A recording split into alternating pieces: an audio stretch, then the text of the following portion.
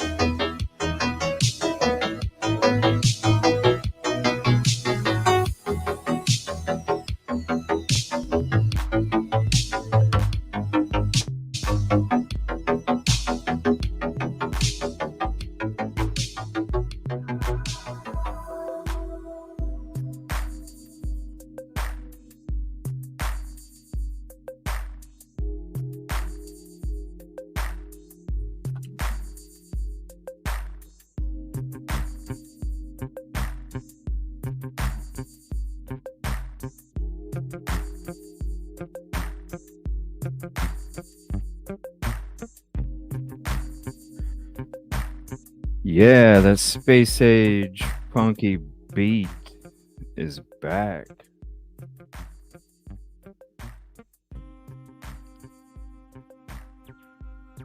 What's up, everybody?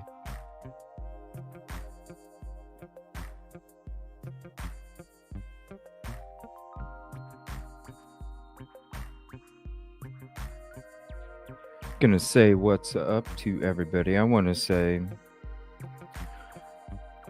thank you to all the people that reached out for support, reached out for understanding, reached out to know my side. I want to say thank you. It means a lot to me. There's a lot of people that don't really truly understand, but will. And shame on them for judging before they know the true story. Shame on you. And to all the people that felt the need to say something negative, I've said it before and I've said it again. What you eat don't make me shit. So I want to say I took a little break this weekend, got a lot of work done in the background. And I don't know, after the way I was treated from a friend, or what I thought was, I needed a couple day break because honestly,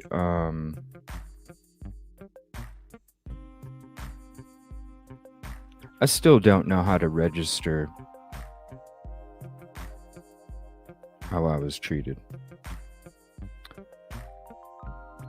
from all those involved on both sides.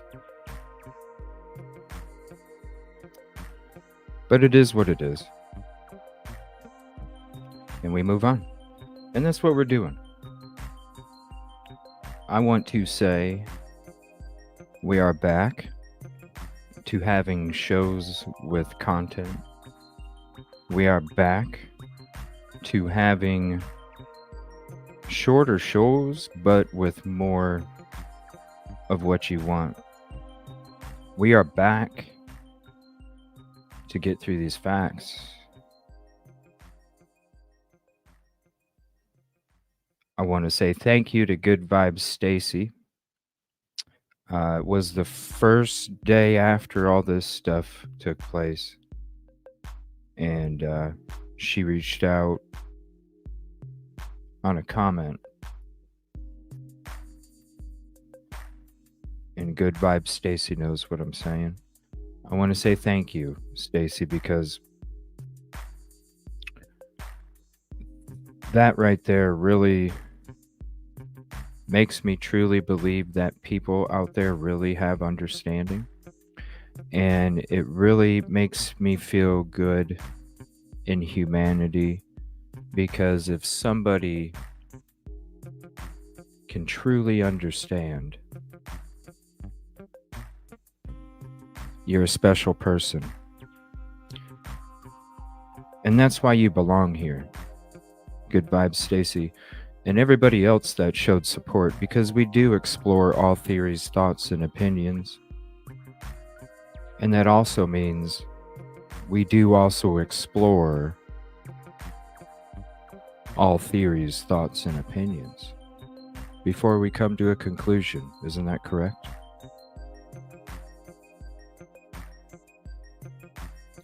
So, I want to say I had a real restful, very productive weekend. I'm excited for what's to come out. Stay tuned.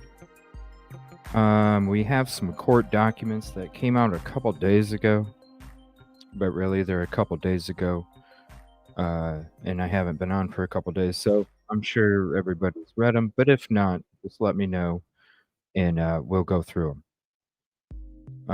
Let me see here. I we are going to be having a members-only Sigma Chi on Wednesday, or Saturday. I'm sorry, on Saturday. I'll have to reach out to Michael 007. I'd like to do the Black Keys, but with what took place Friday, that pretty much my whole weekend was pretty much it wasn't only Friday night the way that I was treated, but everything that took place after that. Let me see here. I want to say thank you to the architect for joining me Friday morning. What a great freaking call from the architect. If you haven't heard it, I made a highlight out of it. A great individual, and definitely worth the follow on Twitter, the architect. A lot of great documents, a lot of great opinions with those documents. I just want to say that I appreciate him so much, and his time for calling in on Friday. It meant a lot to me. I've been wanting to talk to the architect for a long time, so shout out to the architect. Shout out to Grismatically Clever for that intro that you all think is badass. Shout out to Say Please for this wonderful border and these cool little graphics that you see at the beginning of the show. You know, you got this and you got this, and even this little, show it for a second, different things like that. Shout out to Say Please. Shout out to Cherry for providing me the coffee cup to cover up Koberger's face. Even though us following the judge's instructions when it came to Koberger's court appearance, I wish he would have came and seen the coffee cup. So shout out Cherry for making all those cool little things. And then I have a couple other cool little things that she made for me a couple days ago, and oh my gosh, just wait till you guys see it. I haven't uploaded it to my StreamYard yet, but just wait until you guys see it. You guys are gonna crack up big time. So we will get into the show here in a few. I want to say what's up to everybody. And again, thank you all to the true diamonds that appreciate and understand. Just like them, if you knew the whole story, I don't know. But we'll see. What's up, Kelly Miller? Thank you for being the first comment. I don't know if you are the first comment because sometimes StreamYard bugs and it takes away stuff. So I don't know. But what's up, Kelly Miller? Remy, what's up? New court date September 1st. Well, guess what?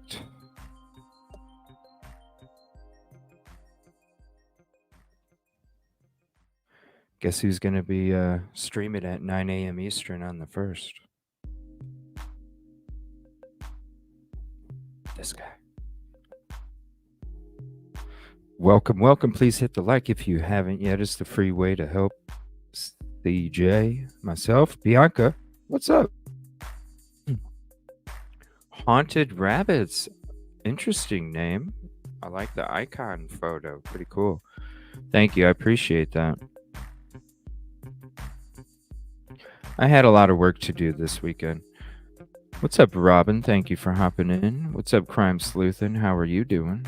Lisa and Cannoli, Budford, Evie Marie, Kib Kitty, Shelly, what's up? Nana, thank you for the comments on that stuff this weekend. I appreciate that. You know what, Nana, I was laying in bed last night, and all of a sudden that video popped in my head, and I was like, that's the perfect fucking words for me.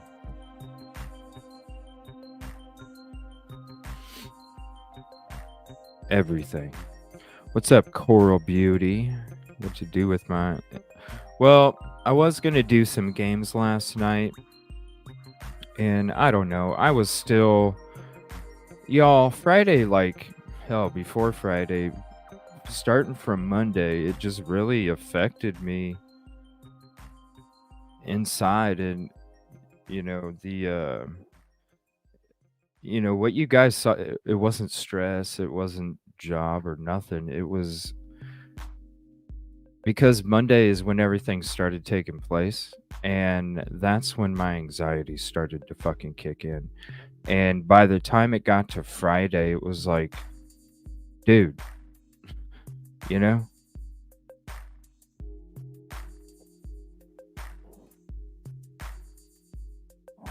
wasn't stress or nothing. I'm fine.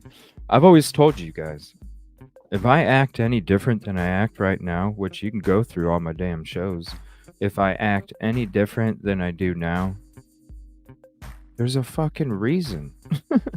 I'm like one of the most calmest motherfuckers on here, It just makes sense. I don't know. What's up, Brandy Wine? Thank you for hopping in. Oh, you got a cool new icon photo. That's cute.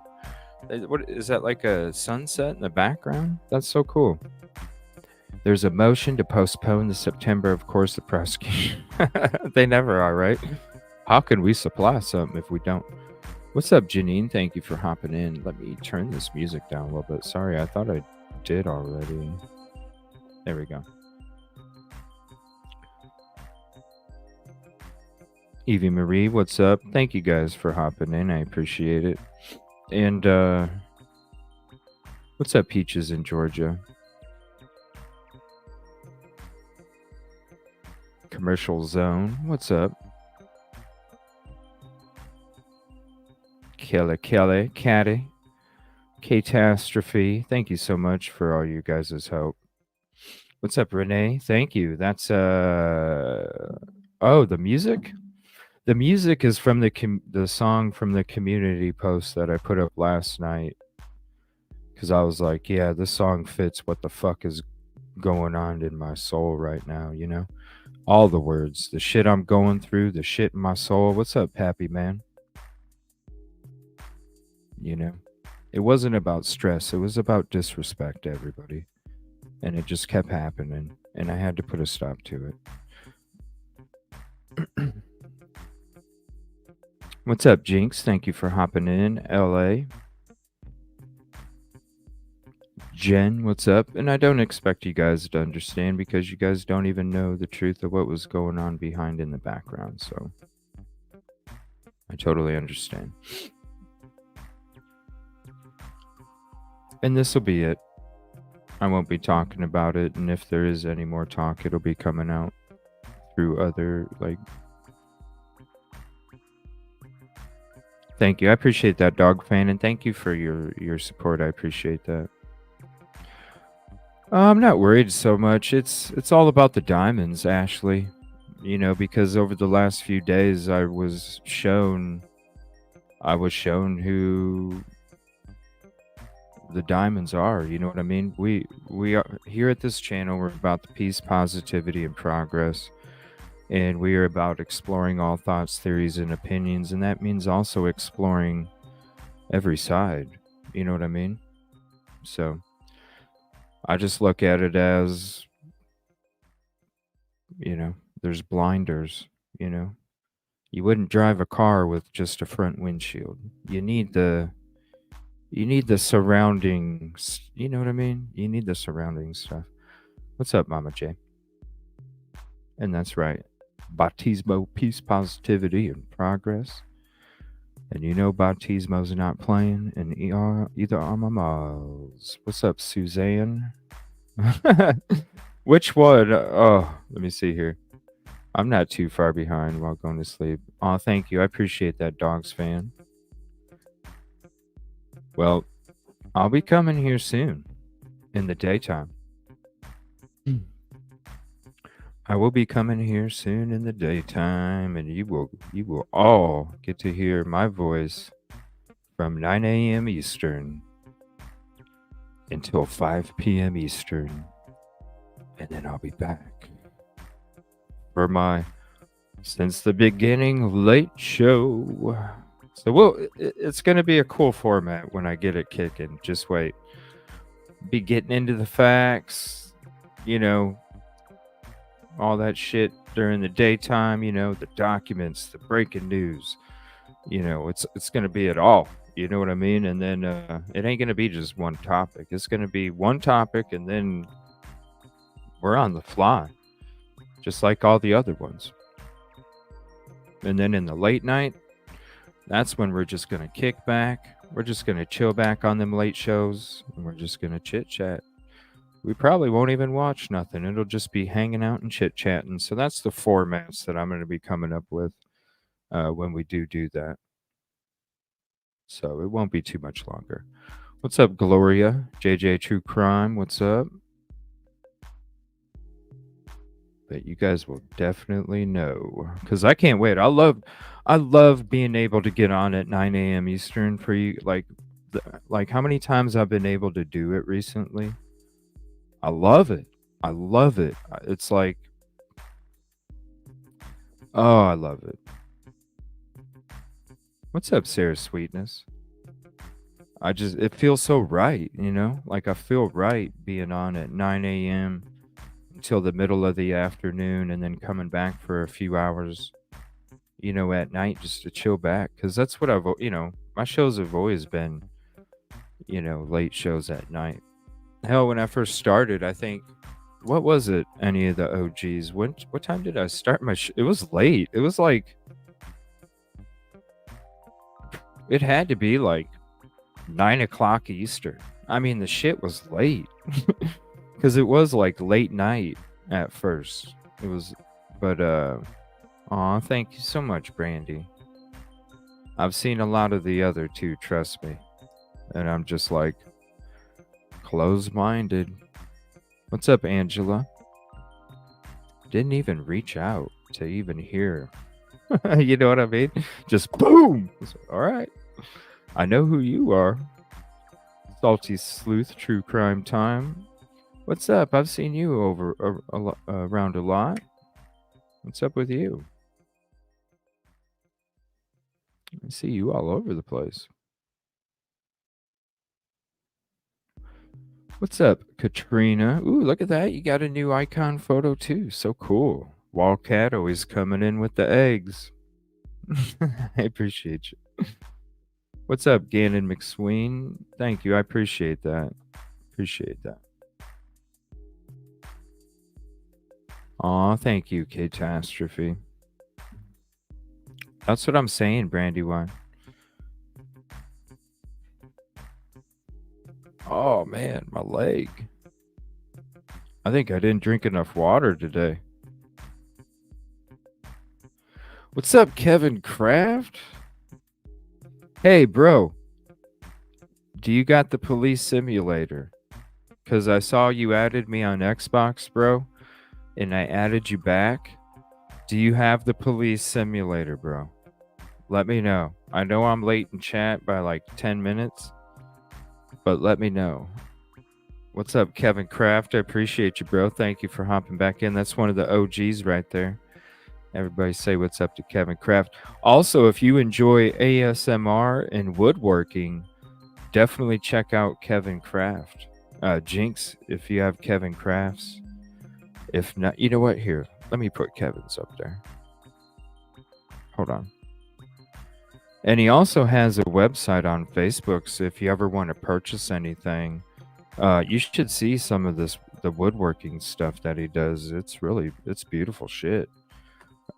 So if you're interested, definitely check it out. If it'll send the message, come on, StreamYard. There we go.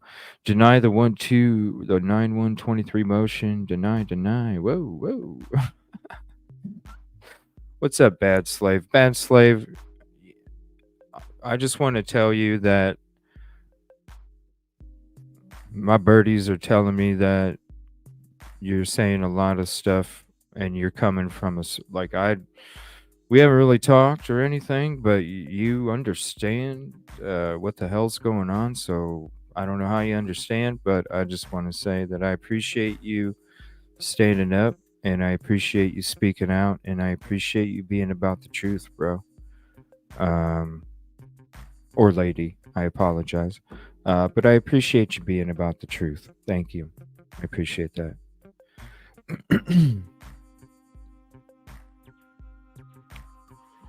What's up? Hit like or okay, I don't know what. It doesn't it sound cool though? Haunted rabbits. Oh, I've been fine. I was just over the weekend. I was just dealing with the loss of a freaking friend, man. Why did you even do what you did to me this week? And then why'd you even do what you did to me Friday? And then you sent me the messages after that where I basically had to tell you if you contact calling my lawyer. Like, what the fuck, dude?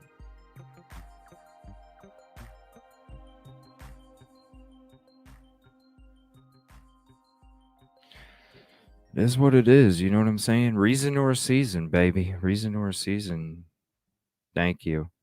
Yes. What's up, Blockon? I know, I'm telling you, I don't know. I remember watching that video a long time ago. I even had to look. I was like, when was this video out? It was 2015.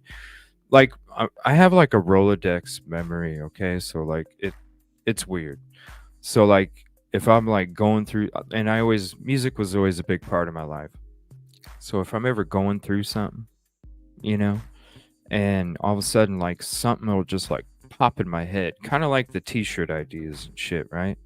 It'll just pop in my head and I'm like, wait a minute, I remember that video. Let me look up the song. And then I looked up the song and then I listened to the song and I was like, damn, that's everything I'm freaking going through, feeling, thinking, So that's why I posted it last night. I was like, I'm coming back. So you listen to that song, trust me, you read them words. I know one thing. I'm just about the peace, positivity, and progress. I'm just not about getting disrespected. That's all it is. I'm down with everything else, but I'm not down with disrespect. I'm not. Taking this pank. Aw,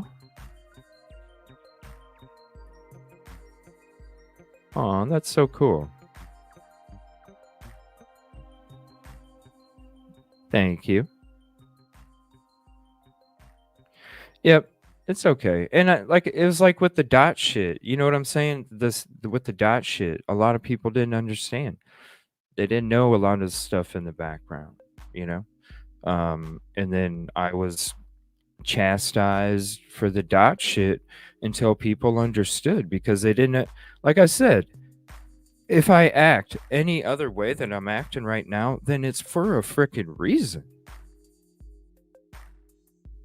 It's for a freaking reason.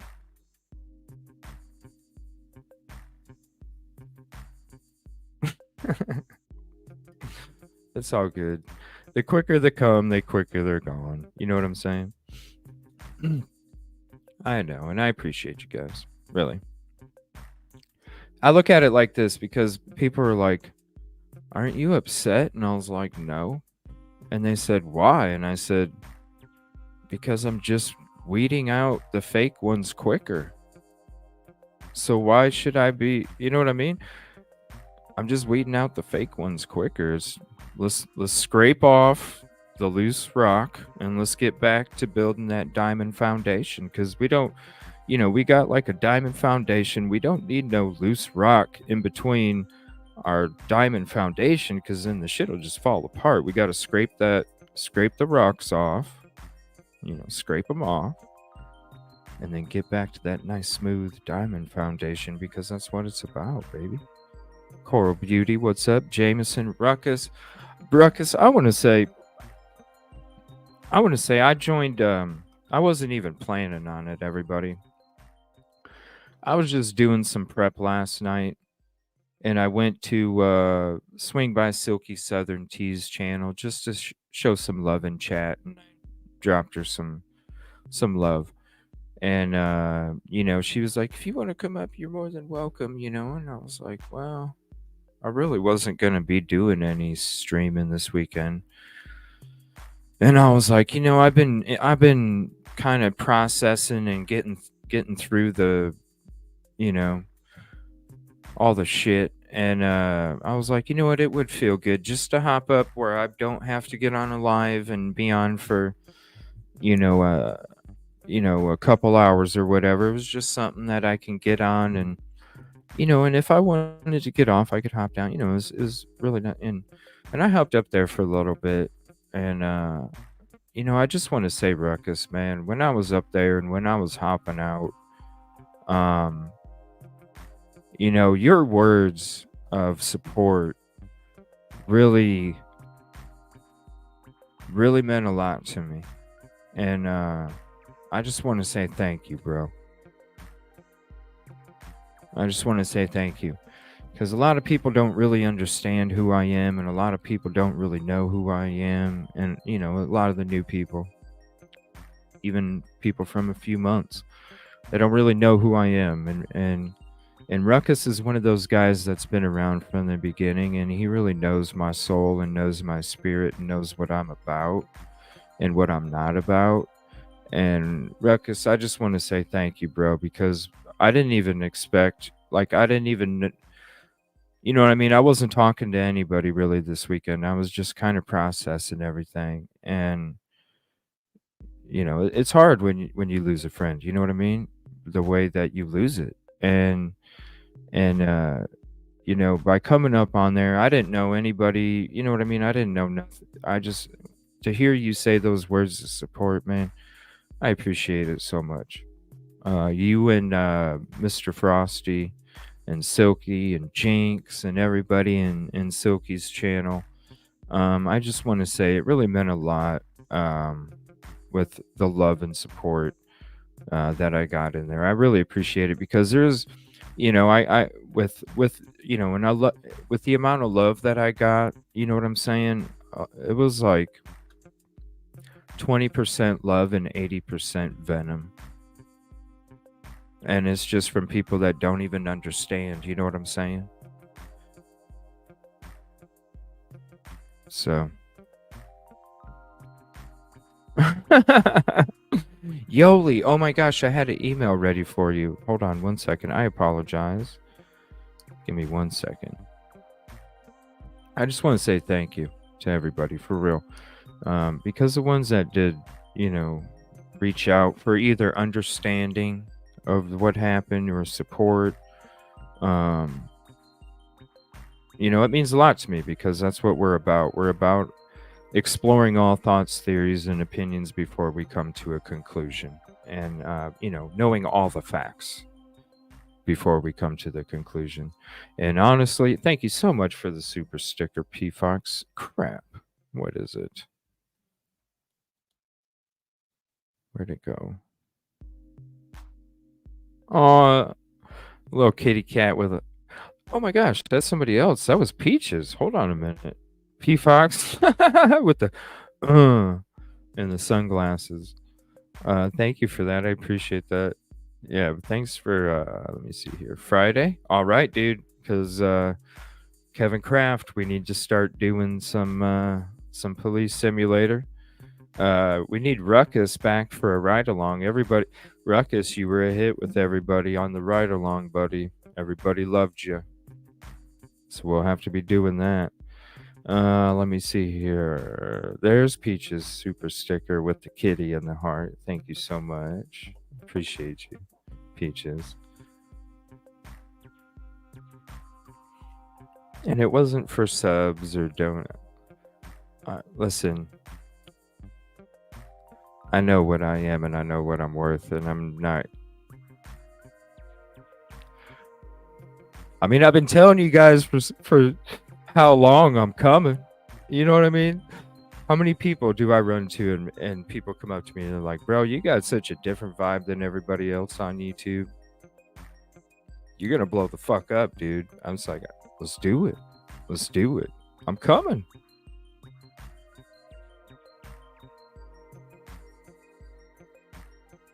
Got a nasty hurricane. Yeah, I heard about that. You know, we can do dances and shit and whatever. We can make fun of people. It's whatever. I'm just trying to be about the peace, positivity, and progress and respect. Because if you don't have respect, you don't have nothing. You know what I'm saying?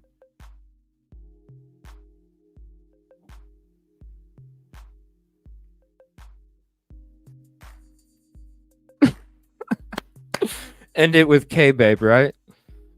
No.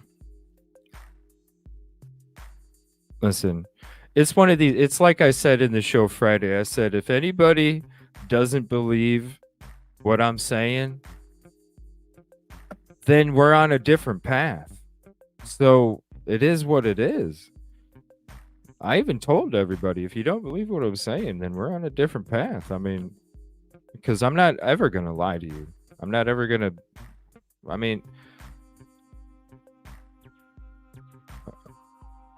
exactly, spring cleaning. But in August, or almost September.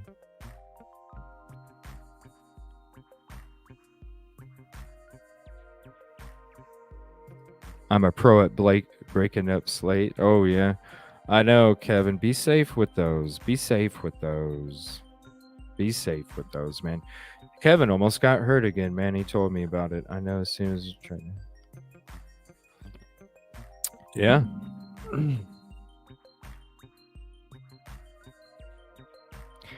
Yeah, I did. It became one of them things where it was like, okay, you're like tearing up my Discord 20 minutes before my show. And I have like shit I have planned and other people that were supposed to be on and highlighted and all this other shit. And I want to be honest, I rarely ever, out of the whole time, I rarely ever invited. It was the other way around.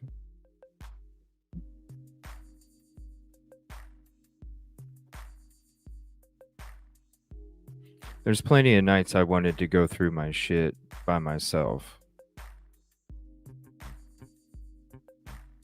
But the messages just didn't stop.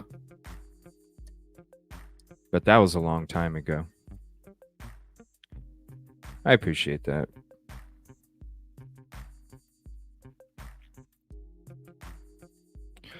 Yeah, I appreciate that, Wandering. I appreciate that.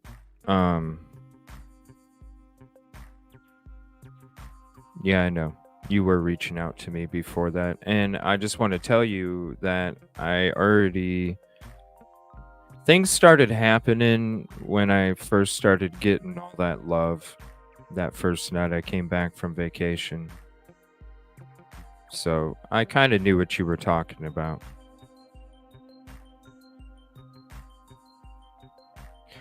It is. But we don't have that here. We never have. We never will. Before this, after this, in the future. Because I got that big foot. Okay, babe? Right? I can't do that. I know. Everybody... Ruckus, look at this, man. Hey, there's a lot of lurkers out there too, bro. You know, they got to see what CJ's saying, and I understand that. But I appreciate you, Lulu. I want to tell you this, Lulu, and I drink K cups every day. Every day, every K cup that I make, I always think of you. Every one of them. Every one of them. It doesn't, like, this whole weekend when I was drinking K cups, I was like, Lulu, Lulu, Lulu. Thank you so much. I appreciate you, because if it wasn't for that, I would have never went out and got them. And now I'm like one box behind. I still have to go get the other box. I haven't got the other box yet. I guess I should have this weekend, but I was just, I was trying to process all of it, because it was like, how does somebody do that to you, Do that to you.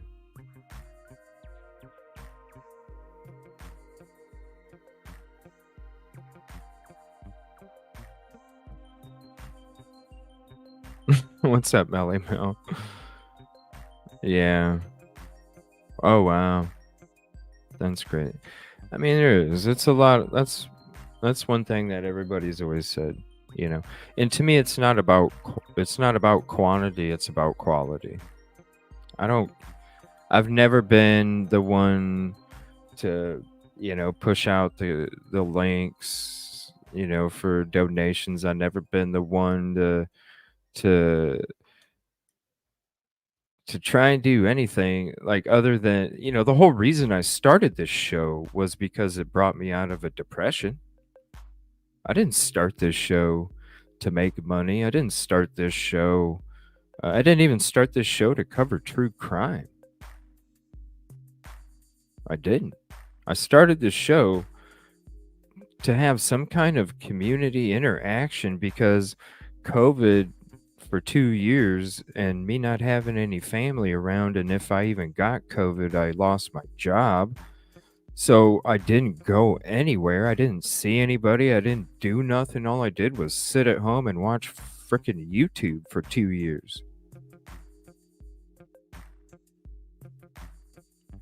That's the reason I started this show. So to me, the roots of this show are always about community, quality, and peace, positivity, and progress, because there's not enough of that in this world. There's not enough of that on YouTube. And who doesn't want to have it? So when that gets threatened, then I will stand up. I will stand up. Because if it's happening to me, then that means it's going to happen to you, because it's happening to me, and I need to stand up for me, and I need to stand up for you. And if I got to fucking stand up, I'm going to fucking stand up. That's just the way it is. And if people don't understand, well, then that's their problem. Because we're about exploring all theories, thoughts, and opinions. Not one side. It was okay, Lulu. Trust me, I needed to. I couldn't. I was dealing with the loss of a frickin' friend. Somebody that I wanted to have a radio show with in the morning and all this other shit. And then all of a sudden, all this shit's happening to me. And I'm like, what the fuck? This is supposed to be my friend.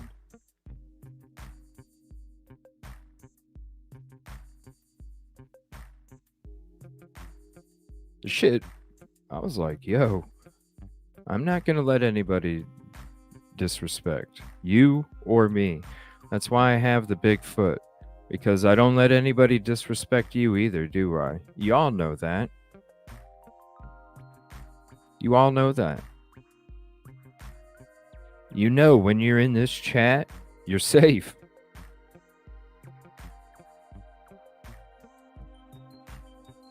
And it's okay, Polygraph. I know who the lurkers are, because I have a big family.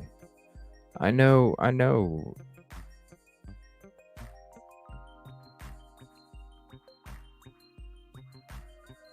And as long as they chat cool, I'm cool. But there are no chances for the lurkers, I'm just saying. And they know that. They know that. But why not allow the lurkers to hang out? You know what I'm saying? Let them hear. Let them hear what I'm saying. So, you could believe what I said Friday. If not, it ain't my problem. Moving on. Courage. I know, Yoli. Here, let me send. I apologize. There you go. I had it all ready, and then I was like, came home, and I was in such a rush, and I was like, crap, I had the email ready, and then I didn't get it sent out in time, so I apologize about that. It's okay, Lulu. A friend wasn't being a friend anymore. Was being very disrespectful before and after, and showed their true self before and after. And that's it. It's a life lesson. And then the stuff that is being made up about me,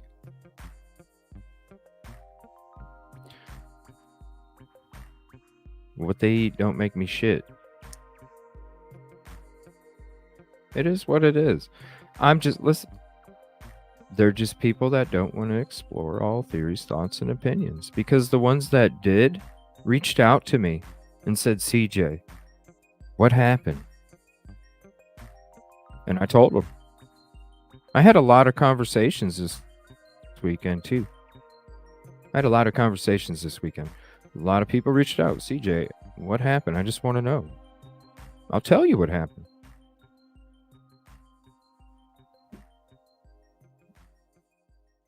That's what it is. That's what it is. It's all this shit that took place is all by design, everybody. Because they don't want me to succeed, because they know what kind of fucking threat I am. I mean, hello? All of a sudden, I'm getting all this love and support. Oh, shit. Oh, shit. Oh, shit. And then how everybody knows I'm coming.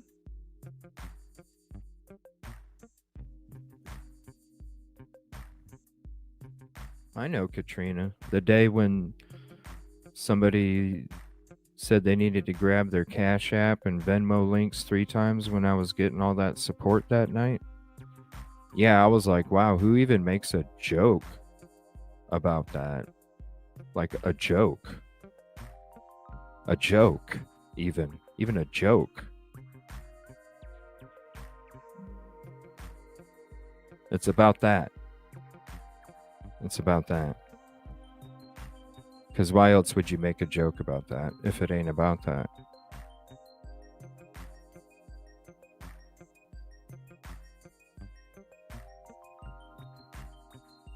Wake up, y'all. Wake up. What's up, curious chick? That's what it is, Lulu. They want to cause division. They want to cause all the... I mean, look at it, guys. Look at how many shows I actually got to shit in a week. Like that last week and a half. Hello? When have I ever... Think about it. When Dot took place, there was a couple days where we weren't doing shows. When else? Linda Lane? When else? The last week before shit took place? Huh. I don't know. Because I'm a fucking threat. I don't give a shit about anything else but you. I don't care about none of that other shit that people are claiming I care about or I worry about or all this. I don't give a shit. I started this show to get out of a depression. I didn't start this show to fucking put my credit card number in it. You know what I'm saying? Look at the root of where it comes from before you judge the fucking flower. Maybe if you looked at the root a little more, you might be able to judge the flower better. I love it that you're here too, Lulu. I appreciate it. All right. So there was just, I'm back, baby. I'm back. We're coming back stronger. I use this BS as motivation. Like I said, check out that video. That's what them words are. It's like,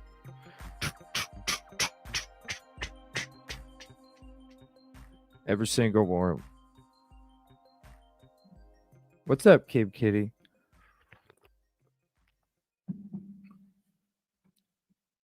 Hey dudes, Van Nikes, just in case boots I've got.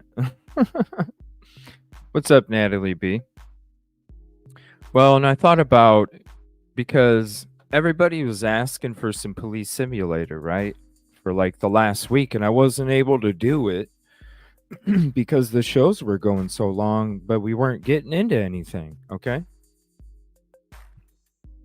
And we weren't getting into anything, and I need sleep, yo. Like, the longer the shows would get, the less sleep I got. So it's like, what the fuck am I...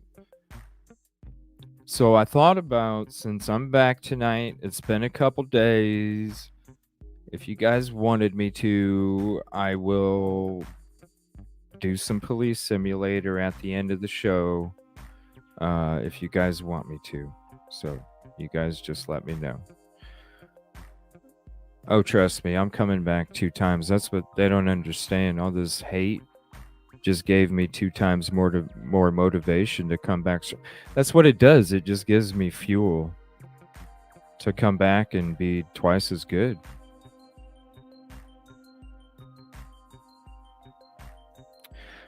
What's up, Hi Ham? Ticket time. Oh, Yoli's here. Good evening. Can you hear me? Yes, I can hear you. How are you? How was your trip? Uh-oh. It's kind of cutting out. Hello? Yeah, it's kind of cutting out.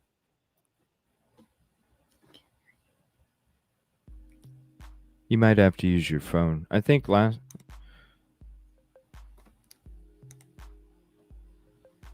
What's up, Jacqueline?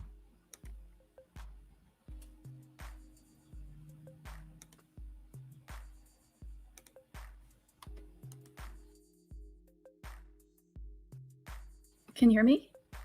Yeah, I can hear you. It's like it's cutting out again. Okay. Are you good? Yeah, there's just a slight delay. Okay. What's up? How was your trip? Exhausting. Yeah? Yeah, it was fun. Detroit, yeah. Crazy. Yeah, place. that long layover there? What do you mean long lay? Was there a long layover there? Oh, you're cutting out pretty bad. A layover? Yeah, you're cutting out pretty bad. Uh-oh. Oh no. Let me see. Hold on. Let me check my microphone. No, it's your connection. Oh. The whole feed cuts out. It Okay. like freezes. So what do I do? Last time you hopped on your phone and it worked really good. Okay. We can, if you want, we can keep doing this. But I'm not sure if it'll, Okay, I could do that. cut you out or whatever. Do you want me to send Okay. another one? You know what I can do? Yeah. You know what I can do is let me see. Yeah, we can do it by my phone. You can do it on the phone. So send me another one and then I'll get on. Or can I use the same one to get on Yeah. on the phone? Yeah. Okay. Yeah. You can use the same one. Mhm. Okay. All right. Thank you. Out of here. Mhm. Yeah, no problem. What's up, Angela? Yeah, for some reason with the computer, the connection like skips, so she can only hear half of what I'm saying, and then it kind of yeah, you'll see what I'm saying. It happened the last couple times, and then she joined with the phone and everything worked great. Yeah, it was the connection. I appreciate that, Just T. I appreciate that.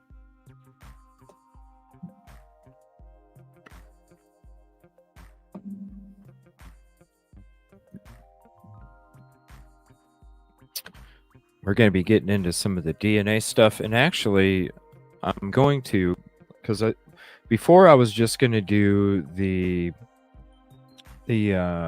all the DNA stuff, and then the next night do the testimonies. But what I'm thinking about doing is doing a decent chunk of going through some of the DNA stuff and then doing the Vargas testimony, because I know a lot of you guys last time was asking for me to play the Vargas testimony. So I thought we would do that. There's a couple videos out there. I want to say thank you to the mods for sending me the information today, kind of update some of this stuff. So I do have a very interesting video too to show you guys. 1 second. And I do have a bunch of articles, but I do want to get into that Vargas testimony as part of the show tonight, because I mean, how long have we been trying to get to this show? Like a week and a half, and we're finally doing it tonight. So we are doing it. But the first thing I want to do is play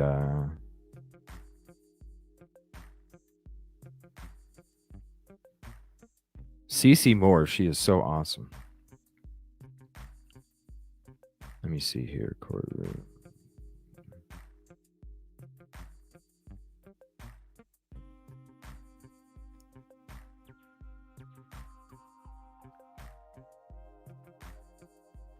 Okay, so I wanted to play this.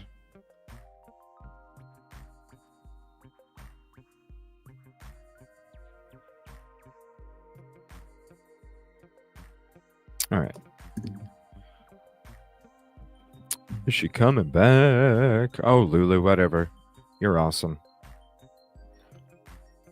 I'm addicted to these damn K-cups now. I'm addicted. Oh, that's a cute icon photo, Sherry. That's really cute.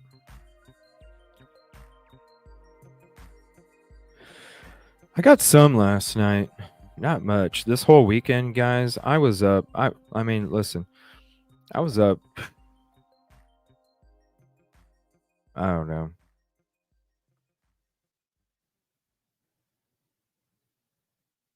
Like, have any of you guys lost a friend? When all you gave was 150? It's hard, ain't it?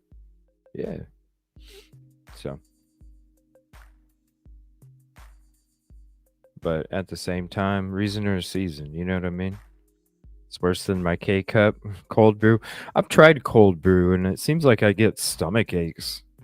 It seems like I get stomach aches. Why is that? How come? I love coffee. This is what I don't understand. I love coffee. Love coffee. But I don't like the cold shit because it gives my stomach ache. Like, I get stomach aches from cold coffee. I'm like, I just want to, like, I don't know. It's just gut. I don't know. It's like, ugh. It don't even, I don't know how to explain it. Right. Yeah. I mean, it tastes good. It tastes good, but it just does something to my stomach. Like,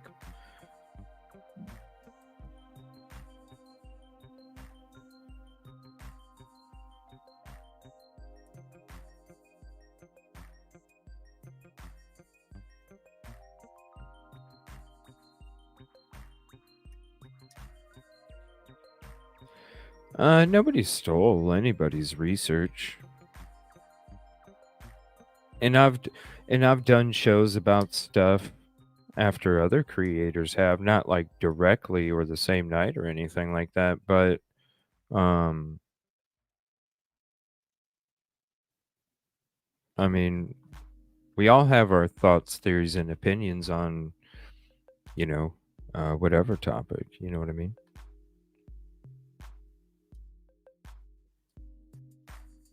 It's not like anybody took my info or anything or my notes, so I don't think anybody stole my shit. They they got their own thing. You know what I mean? So.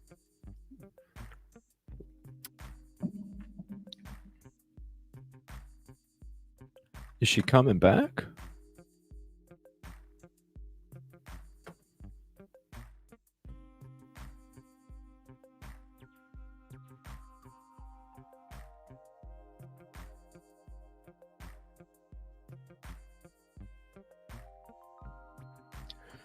What? Whoa, that's crazy. Well, here, let me play this video real quick because I did want to play this. 1 second. Oh, here she is. Hello. Why? So, hey, you just sent me this email. Oh, it was 2 hours ago. What email? The 23andMe asking if you played a musical instrument before the age of 8. What the hell is that? Yeah. So I've been getting these emails from 23andMe. It's kind of strange that all of this is happening with this genealogy thing with the crimes and stuff.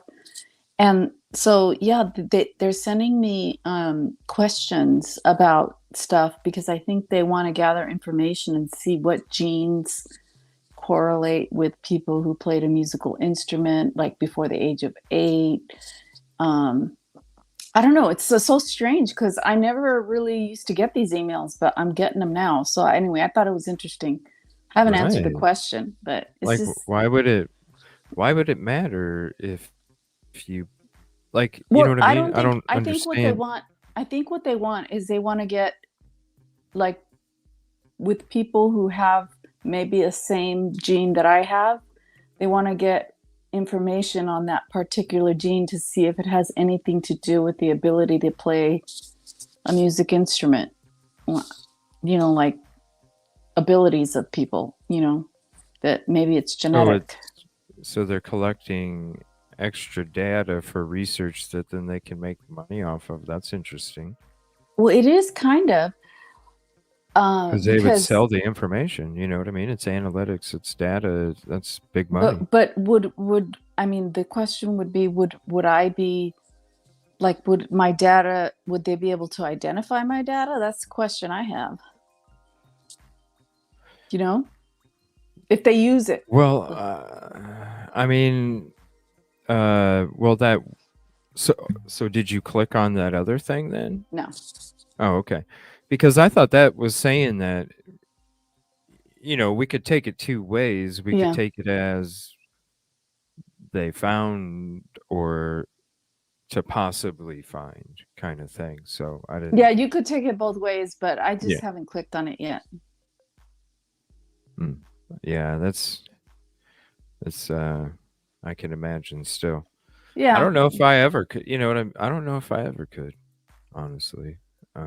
I mean, I guess because it's so strange. It says, your father and your brother, like it's specific. Yeah. It doesn't say, your aunt or your uncle, or, it doesn't say your sister, it's so specific to me that says you get your report, connect with your father and brother and get your report. Yeah, let me or something like that. I don't remember what it was. Yeah, let me here. I'll open it up here. 1 second. Okay, here. It says right here. Now, oh, it's not showing it. 1 second. So now, she did a 23andMe. Okay. Now you didn't. You don't have a brother that you know of? No, I'm an only child. Right. Okay. So when you look at this, everybody, this is a 23andMe thing that she got back. It says, Yoli, link with your father or brother to receive your result. Yeah, I don't have a father, and I never knew who my father was, and I don't have a brother, so I don't know. So, yeah. Can you guys see that? I can't. I can't zoom in anymore. But Anyway, I thought link it was with your interesting. father, brother. Yeah. I do not have a father. Well, I mean, I have a father, but I don't know who he is. I never knew who he was. And I Right. don't have a brother. So I'm kind of confused, like what's going on. And I haven't clicked on it because it's a hyperlink.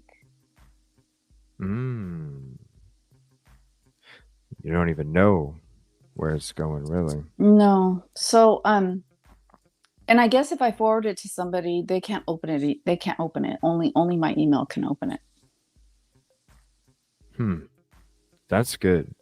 Well, because I did. I forwarded it. Well, I think I may have forwarded it to you. I don't know if I did, or I forwarded it to some other people. They couldn't open it. Oh, really? Well, I said, that's good. I said, you know, Yeah, check. because that was me because I tried clicking on it and it was telling me I needed to sign up for an account. And I'm like, well, I ain't signing up for shit. I'm signing up for shit. So I just backed out of it. Okay. I mean, but that's good though. That's, because Well, then they you can't know, get it. yeah, it's good. It's good. I mean, there's benefits and there's detriments, and I'm wondering if 23andMe is like losing business because of what's going on with these Idaho. crimes. Yeah, Idaho and other crime. You know, they use genealogy to solve other crimes, but Idaho's the most publicized. So I'm wondering Yeah. because I'm getting these emails, and it's like, 50% off if you refer. Your friend will get 50% off if you refer them, and it's like, I've noticed that I've been getting a lot of 23andMe emails. And then the one about collecting data, like, did you play a musical instrument before you were Right. 8 years old? Why does it matter? Well, Like I don't you're know. talking about chromosomes. Why does it matter if I mean for their data, sure, but I mean when it comes to you like trying to find your family tree, like what Well, I is don't. It what doesn't is have anything learning to. an instrument, right? It has nothing to do with it. So why are they It's even about. asking? It's about participating in a research study. That's what it is. So And why I don't they don't. send you a pamphlet with a bunch of questions and get Right, it over right. with? But You they know send what me I these mean? cryptic questions one by one, and it's like, I mean, It's like let's get it over with, like, okay, so Send me my 20 yeah, bucks like, and I'll did I fill out play? your little 200 question thing. Yeah. So, I mean, but the health information is good. The health information that I got, they update it Oh, all the for sure. time. Yeah, yeah. Yeah. Yeah, knowing what you're susceptible to definitely is a good heads up when it comes to your health for the future, for sure. Because, like, I don't even know, half of my, whatever traits that could be whatever, whatever. I don't even freaking know. So, I totally understand where you're wanting to come from, where with that. Like now knowing that you've actually experienced the same thing, with wondering what you're susceptible to, and then you did this, and now with your questions about it, I'm pretty much like I'm probably not even going to venture that route, Yeah. Well, if I I even would probably have wouldn't have. before. I mean, I probably would not have had I known about what was happening here with all this stuff, Yeah. But Well, I mean, I really can't say.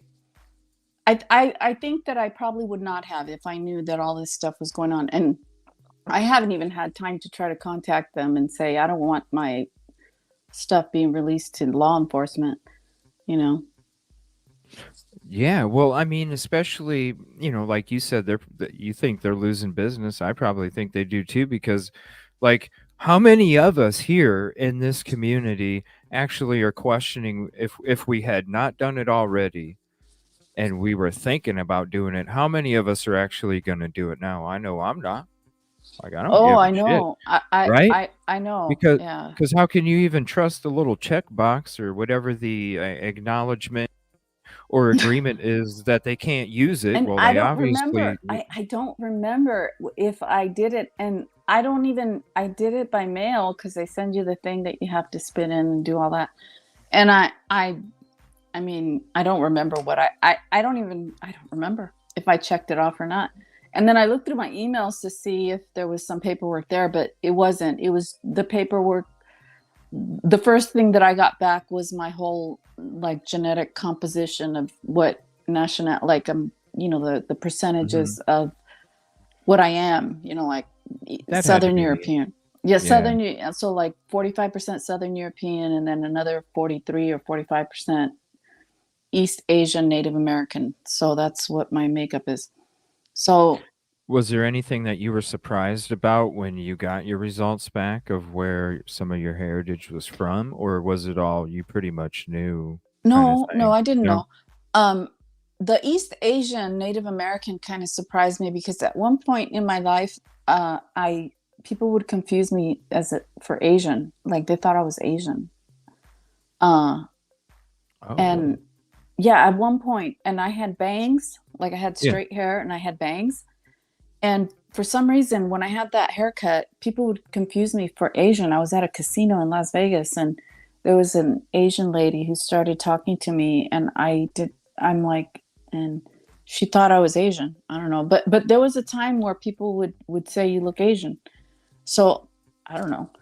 So that kind of was interesting, but I'm allegedly Hispanic Mexican. Hmm. But the funny thing is that my mom has really, really, really light skin, or she did. I mean, she passed away. She had really, really light skin, and the rest of her brothers and sisters and my grandma, they all had dark skin. So I'm wondering, was she adopted? Maybe, I don't know. You start wondering.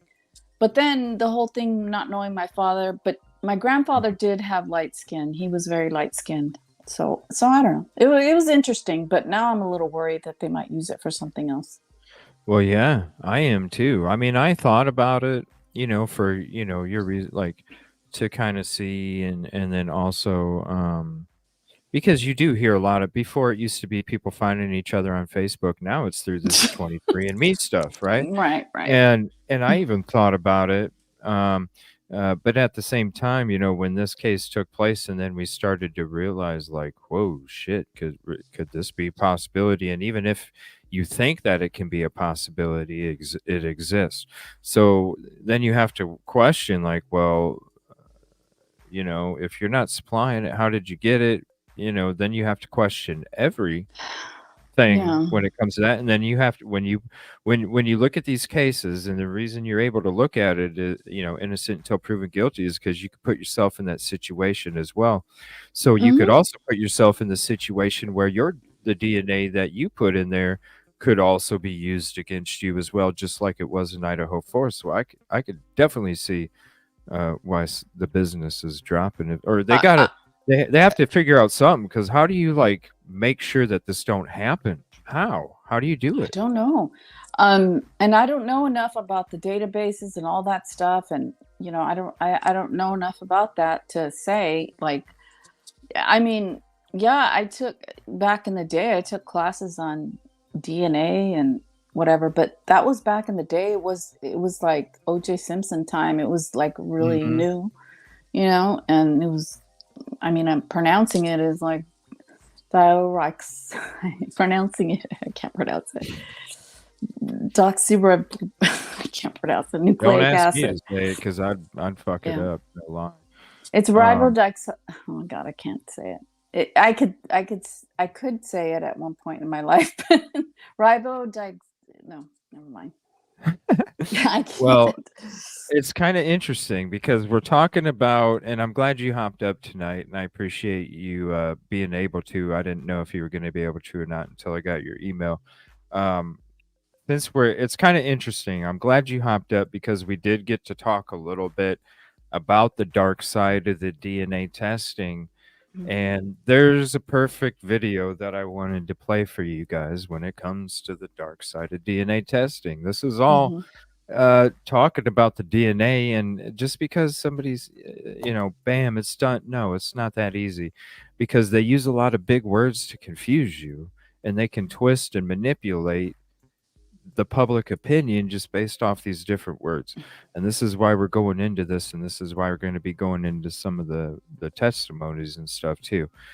So tonight we'll be kind of chilling back to the Vargas testimony. And then we're going to watch a couple videos, and then tomorrow night we're going to kind of go back into the same thing, get back into the DNA and stuff, different parts of it, and then we're going to go through the other witnesses' testimony as well. So we're going to do like a little mixture of each.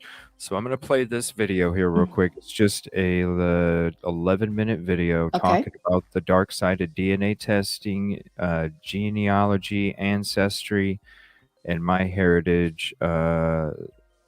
Little video here, and I'll share the link. And you know, that's interesting because I know Lana had a show on the Hooked on Phonics, and it was the cousin of Brian Koberger. Oh yeah, allegedly. I saw that. Yeah, and was the that? Well, whole I didn't see it. I gene, was at work. the whole gene thing, you know, like how it could have been him if it like the way it was explained. You know, I don't know anything about it, but gosh, I kind of thought, geez, this genealogy thing can be really dangerous. So anyway.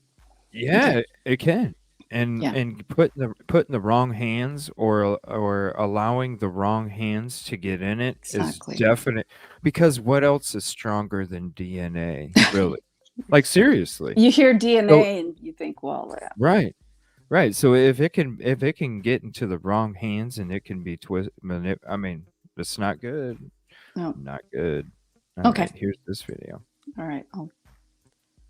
Is it working? Oh, hold on. Learn about your family heritage. And what better way than DNA testing? Except there could be a downside. Like, who gets access to your DNA? Welcome to America Uncovered. I'm Chris Chappell. Remember to subscribe and click the bell icon so you get notified next time we upload a video. Millions of people are curious about their ancestry. They want to learn a little bit more about their family history. And what better way to do that than sending a sample of your DNA to some big company with friendly videos?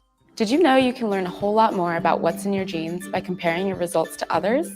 Yeah, just spit into a tube. Cheers. Then send it off to a lab somewhere and get your results back in 6 to 8 weeks. That video is from 23andMe. It's one of the 2 biggest genealogy companies in the US. The other big one is Ancestry. Our expansive record collections and growing network of family trees have helped our members make billions of meaningful connections. Both of them are also frequent sponsors of popular YouTube channels. So 23andMe, Ancestry, and several others, they've acquired a huge collection of human DNA. An estimated 7 million Americans have taken a DNA test, and worldwide, it's more than 26 million. Even the Grinch took a DNA test in this delightful example of product placement. Now we finally know what race the Grinch was meant to be. Just kidding. You do not want to know what race Dr. Seuss meant for the Grinch to be.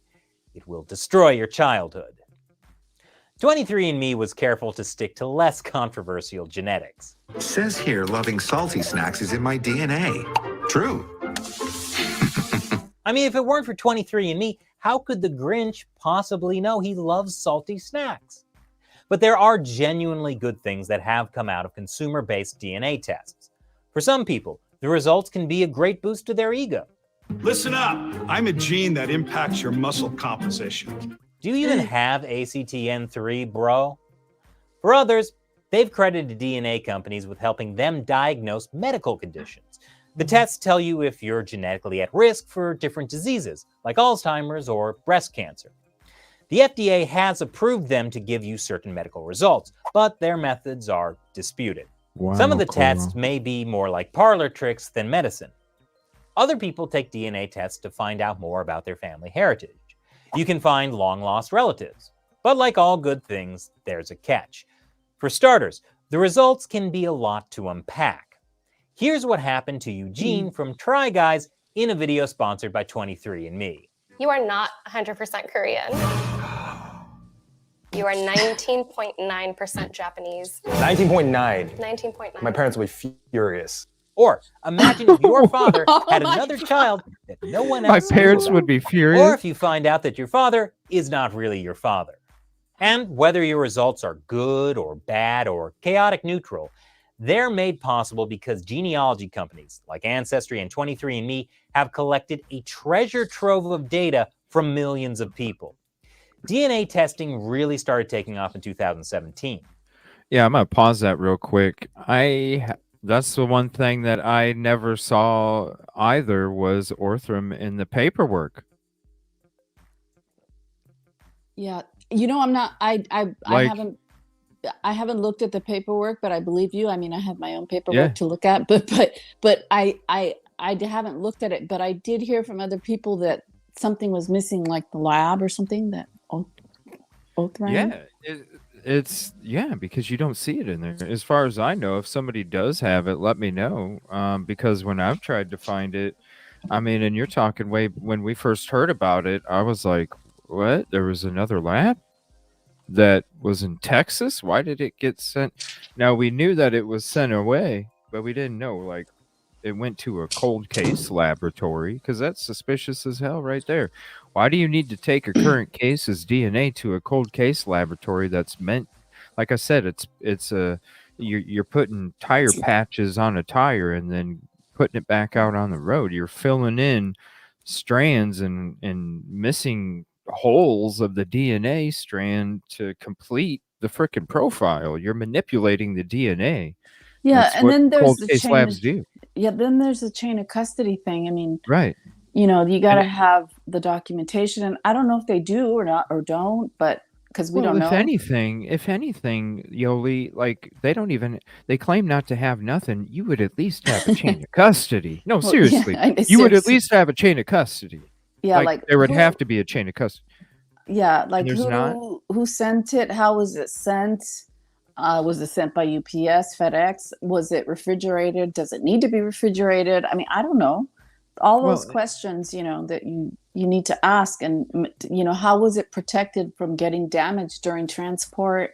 All those right. things would be Yeah. things that I would want to know, and that I would think that there would be protocols as to how you transfer this, but it's hard because we don't get to see what was turned over. Like we don't get to see the actual discovery documents that were turned over, so we don't know what was turned over.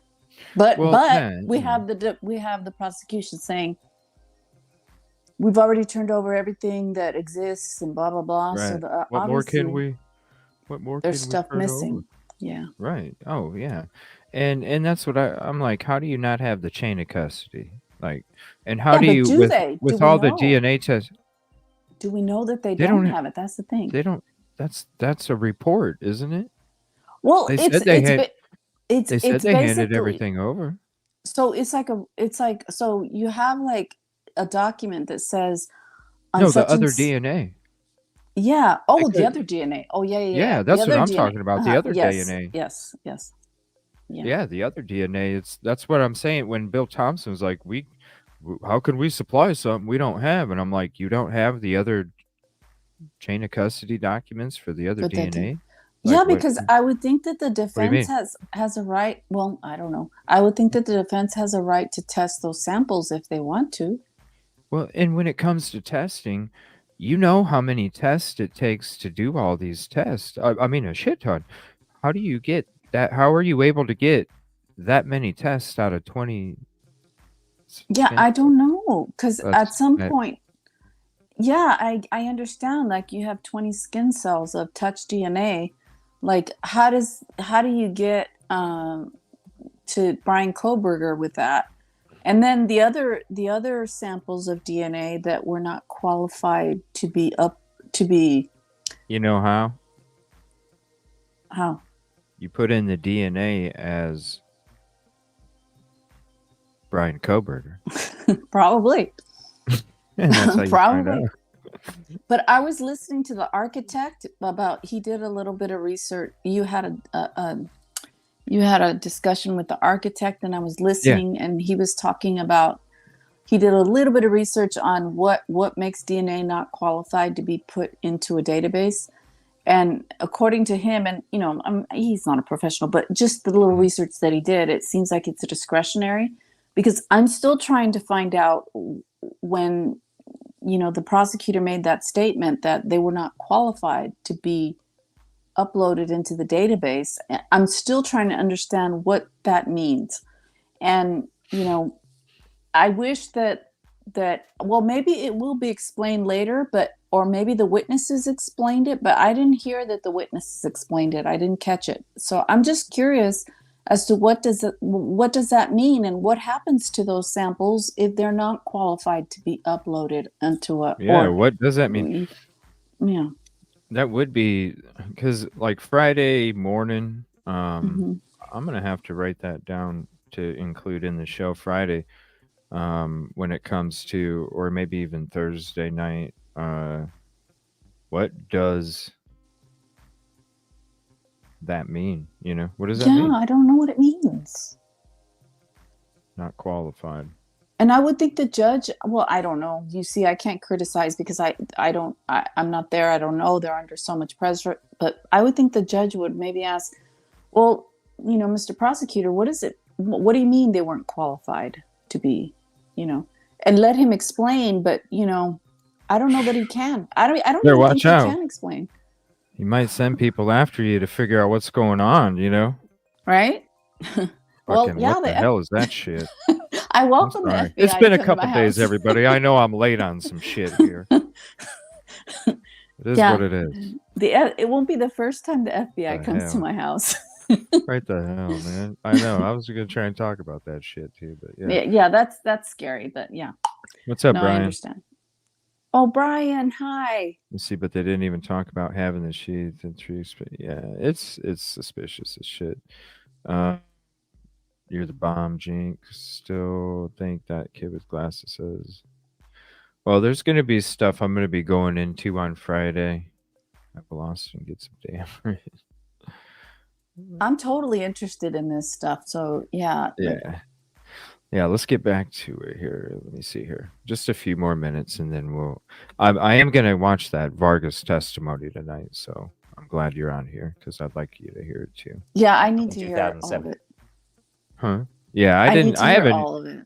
I haven't watched. I just came across it a couple of days ago, or maybe it was yesterday.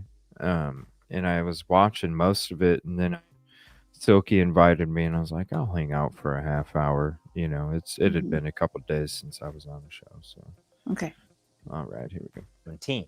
And in 2018, as many people purchased consumer Thank you, everybody, for DNA hopping in. kits as in all previous years combined. That's largely because the costs have gone down dramatically. Now you can get a DNA testing kit for less than $100. And as prices drop, and these companies keep sponsoring YouTube channels and Dr. Seuss characters, He went like DNA this. testing will only get more popular. He did the next. The MIT Technology Review estimates that a total of 100 million people will have tried a DNA home testing kit by 2021. I don't know about you, but to me, that sounds like a gold mine of personal data. And I know a couple of guys who really love that stuff. Now, a giant corporation getting access to your personal data is already scary enough. What about the police? It turns out your trusted law enforcement could be navigating the very same databases you willingly submitted your DNA into. More and more, we're seeing cold cases of rape and murder getting retroactively solved with the help of DNA database matching systems. It's happening across the country: Maryland, Florida, Alabama, and California.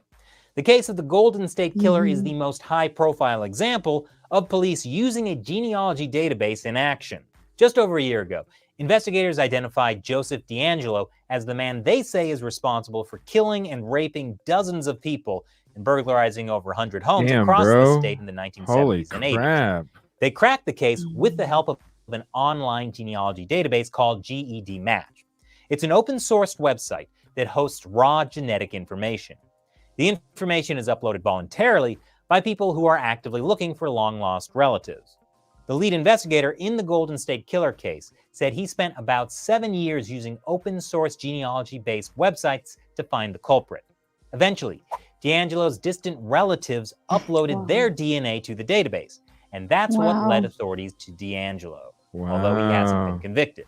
Here's another case that was cracked using GED Match, where the suspect's DNA was matched through a relative. What's up? Yeah, that's with the Golden State. Yeah, no. I'm just saying that's crazy. It's like it's been used before, and so now they're using it in the Idaho Idaho 4 case. So there must be, I mean, something to it. I don't know. Mm-hmm. I don't know. Anyway. Here's the open source DNA website. A Yeah, distant relative early this year that helped lead authorities. Isn't that nuts? It One of his family is. members put their 23andMe in it and got Oh his my ass God. busted. Oh. Yeah, it's kind of scary. Anyway, that's all I wanted to say. Cold case on Netflix. Yeah, there was You know, that show on Netflix, and it was pretty Yeah. interesting.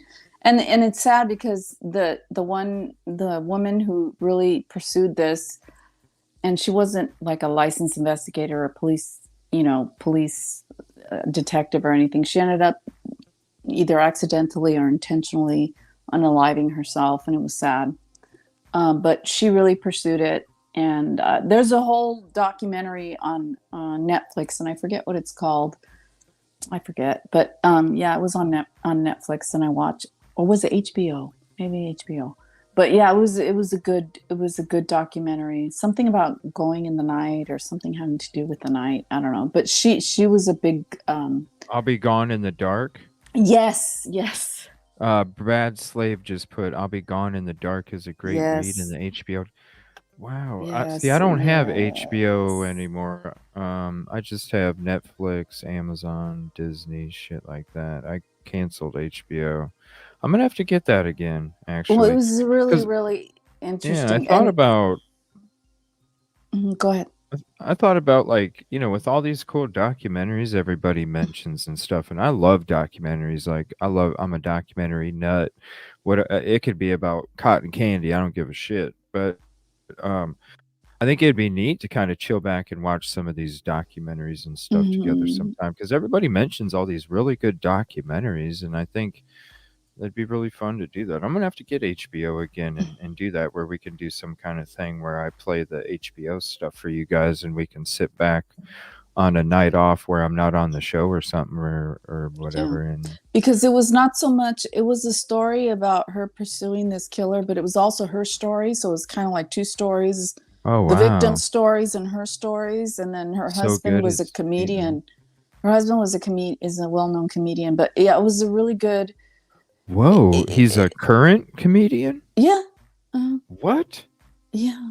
So what? Whoa. Yeah. Who's Yeah. the comedian? Oswald? I can't remember his name. Peyton Oswald? I can't remember his name. I'm sorry. I'm getting old. I can only retain. Wow, I never. Huh. Shit, Yeah, he is. And so, but the bottom line is that there's a lot of good stories that need to be told, and so you just have to find them. That's all. Angela, I appreciate that. I'll go ahead. I have HBO too. Yeah.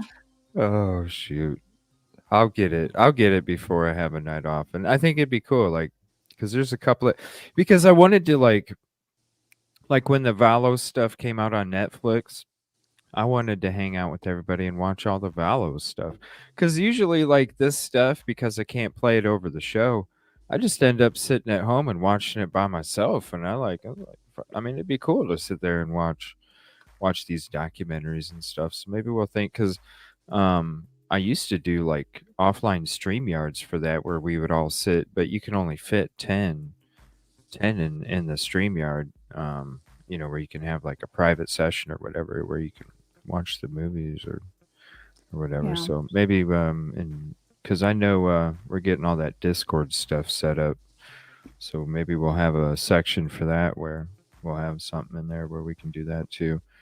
Let me see. Take the offer, CJ. Totally worth the watch and time. That's Angela. I appreciate you so much. I'll make sure I get it, and then we'll see what's up coming up. Because maybe this weekend we can do that, like one of these weekend days on an afternoon. If people are bored, one, you can come hang out with me and watch it. That documentary on HBO, which I now forgot the name, something in the dark. Yeah. I'll be alone in the dark. Yeah, there you go. Right. A psychiatrist friend of mine, my other friend, I have two friends, but anyway, he recommended it, and I watched it, and it was very interesting. Yeah. Spencer on King of Queens. Yeah. Oh, right, yeah. Oh, the little short guy? Yes, the short guy. Mm-hmm. Oh, that was his wife? His wife, yes. Whoa, and they put all their dirty laundry out there like that kind of thing? Well, it wasn't necessarily dirty laundry. I think she, if I remember correctly, I think she had a legitimate reason to be taking medication, and she unalived herself. And I don't know. I can't. So she wrote, what was it, like a journal or something, or? Well, she got together with some people and figured out who D'Angelo was. And it had a lot to do with her work behind the scenes. And she was kind of obsessed with it. Yeah. And her husband kind of talked about that. And it's so interesting because it has a lot of people's stories. It's not just one story. Oh, wow. It's not. Oh, okay. So I thought it was like the story told from a narration, but then part of it was her story, so it was. Yeah, you gotta watch it. It's still okay. Is it like a series or something? Like a series? It was a series. It was done in series. It was done in a series type thing. Yeah, sure. Do you have a viewing room in Discord? I know that they're getting it set up for all that. And I appreciate all my mods too. I don't have Discord. I don't know what that is. So I don't know. Yeah, we'll have to get you on Discord because I think you'd have a lot of fun hanging out with everybody. Probably, but I don't know what it is. I thought, I thought? All the ladies are talking cases all day and different things, wow. and they just go at it. They're chatty catties. I love it. Well, you know what I thought it was? I thought Discord was a place where everybody went to complain. Like everybody went not in my shit. That's what I thought it was. I don't know. Yeah, not in my shit. I can't handle too much social media. I just have YouTube and Facebook and email. That's it. Wow. Yeah. No, I was in Discord this weekend, Detective Golden. I was doing some work too. But I was in Discord hanging out, talking, because there was a lot of understanding that needed to be had from others that reached out for understanding. So I was offering my time to explain everything that went down, so people, those who reached out wanted to understand. At this point, it's like, there's enough people that have said what they said, and I've seen it with my own eyes, so I don't need to hear anything or even have questions from them. You know what I'm saying? Like, if you can't trust from the get-go, then I don't give a fuck. I don't need you. Let's see, Yoli, I signed up Discord. Yeah, if you do, let me know, and then we'll get you in the Discord. But it's interesting. You guys, they talk a lot about the cases, different things. It's really neat, and I just want to say shout out to the mods, because that was one of the things this weekend that we were kind of like, they were kind of getting through and kind of help setting up. And Say Please is a big help as well. I just want to appreciate her too. So okay, so so baby steps. I'll get there at some point soon. There we go. We'll get rid of that. Thank you very much. Let's see here. And I can't see chat, so if anybody's asking me questions, I can't see it because I'm on my phone. So sorry. I'm not trying to be rude. Oh, well, remember, bring up your computer and just have the stream on mute, and then you can have the chat up, and then you can type it. Remember? I got confused the last time I did that. Did you? I was like, where am I? I was like, am I on my phone? What happened here? Oh, you got Lulu. I already got them when they came in. You guys see what I'm saying? I'm quick at this shit, everybody. like I'm quick at this shit. Okay. Who's on panel? Oh, sorry, it's Yoli. What's up, Bonbon? All right, so we're gonna get back to this now. I'm gonna skip that one. All right, we're just gonna skip ahead to this. Now, this is more about the DNA stuff here. Give me one second. Behind scenes. Now, you might wonder whether police need a warrant to do this kind of stuff. Technically, they do. But at least one genealogy company, Family Tree DNA, is just handing over access to federal prosecutors. Over 2 million genetic profiles were exposed in this deal. Your private genetic information... Whoa, hold on a minute. What did that just say? Major DNA testing company sharing genetic data with the FBI. The decision by a prominent consumer DNA testing company to share data with federal law enforcement means investigators have access to genetic information linked to hundreds of millions of people. Who? Why, Wow. Why doesn't it say who? I don't know. A prominent consumer.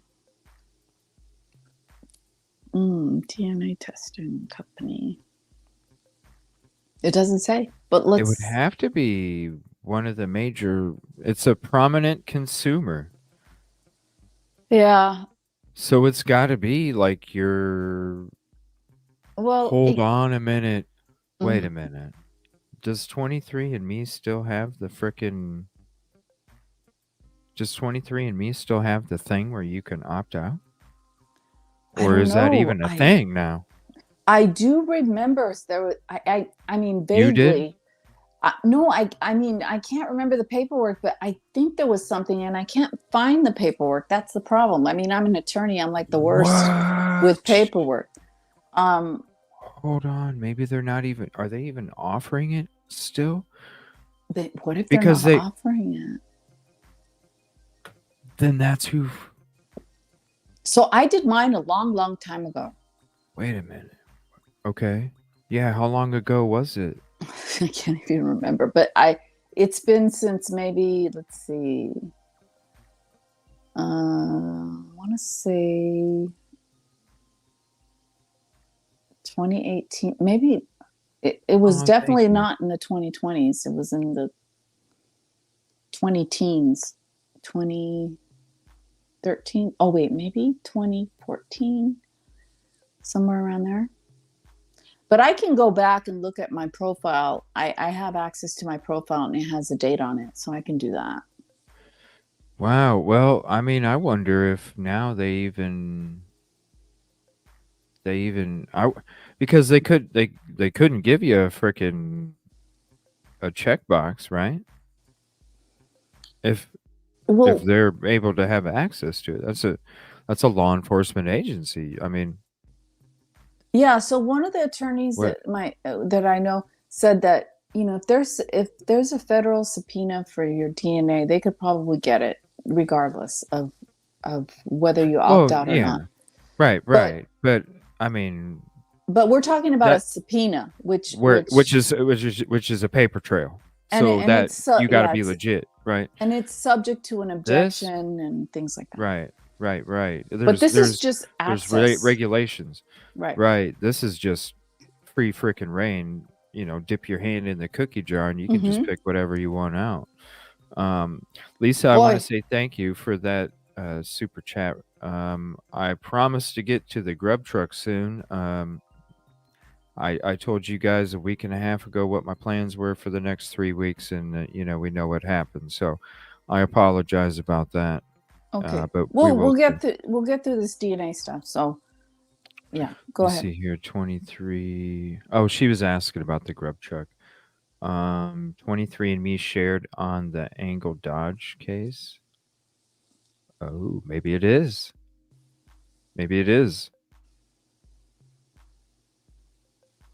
Because you think that something like that, if they were going to have it in the paperwork, you think something like that would be a selling point.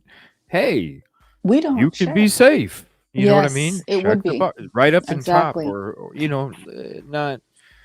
You got to try and dig through the paperwork to find it. Then that's where you got to start wondering, like, what kind of words you using, lawyer?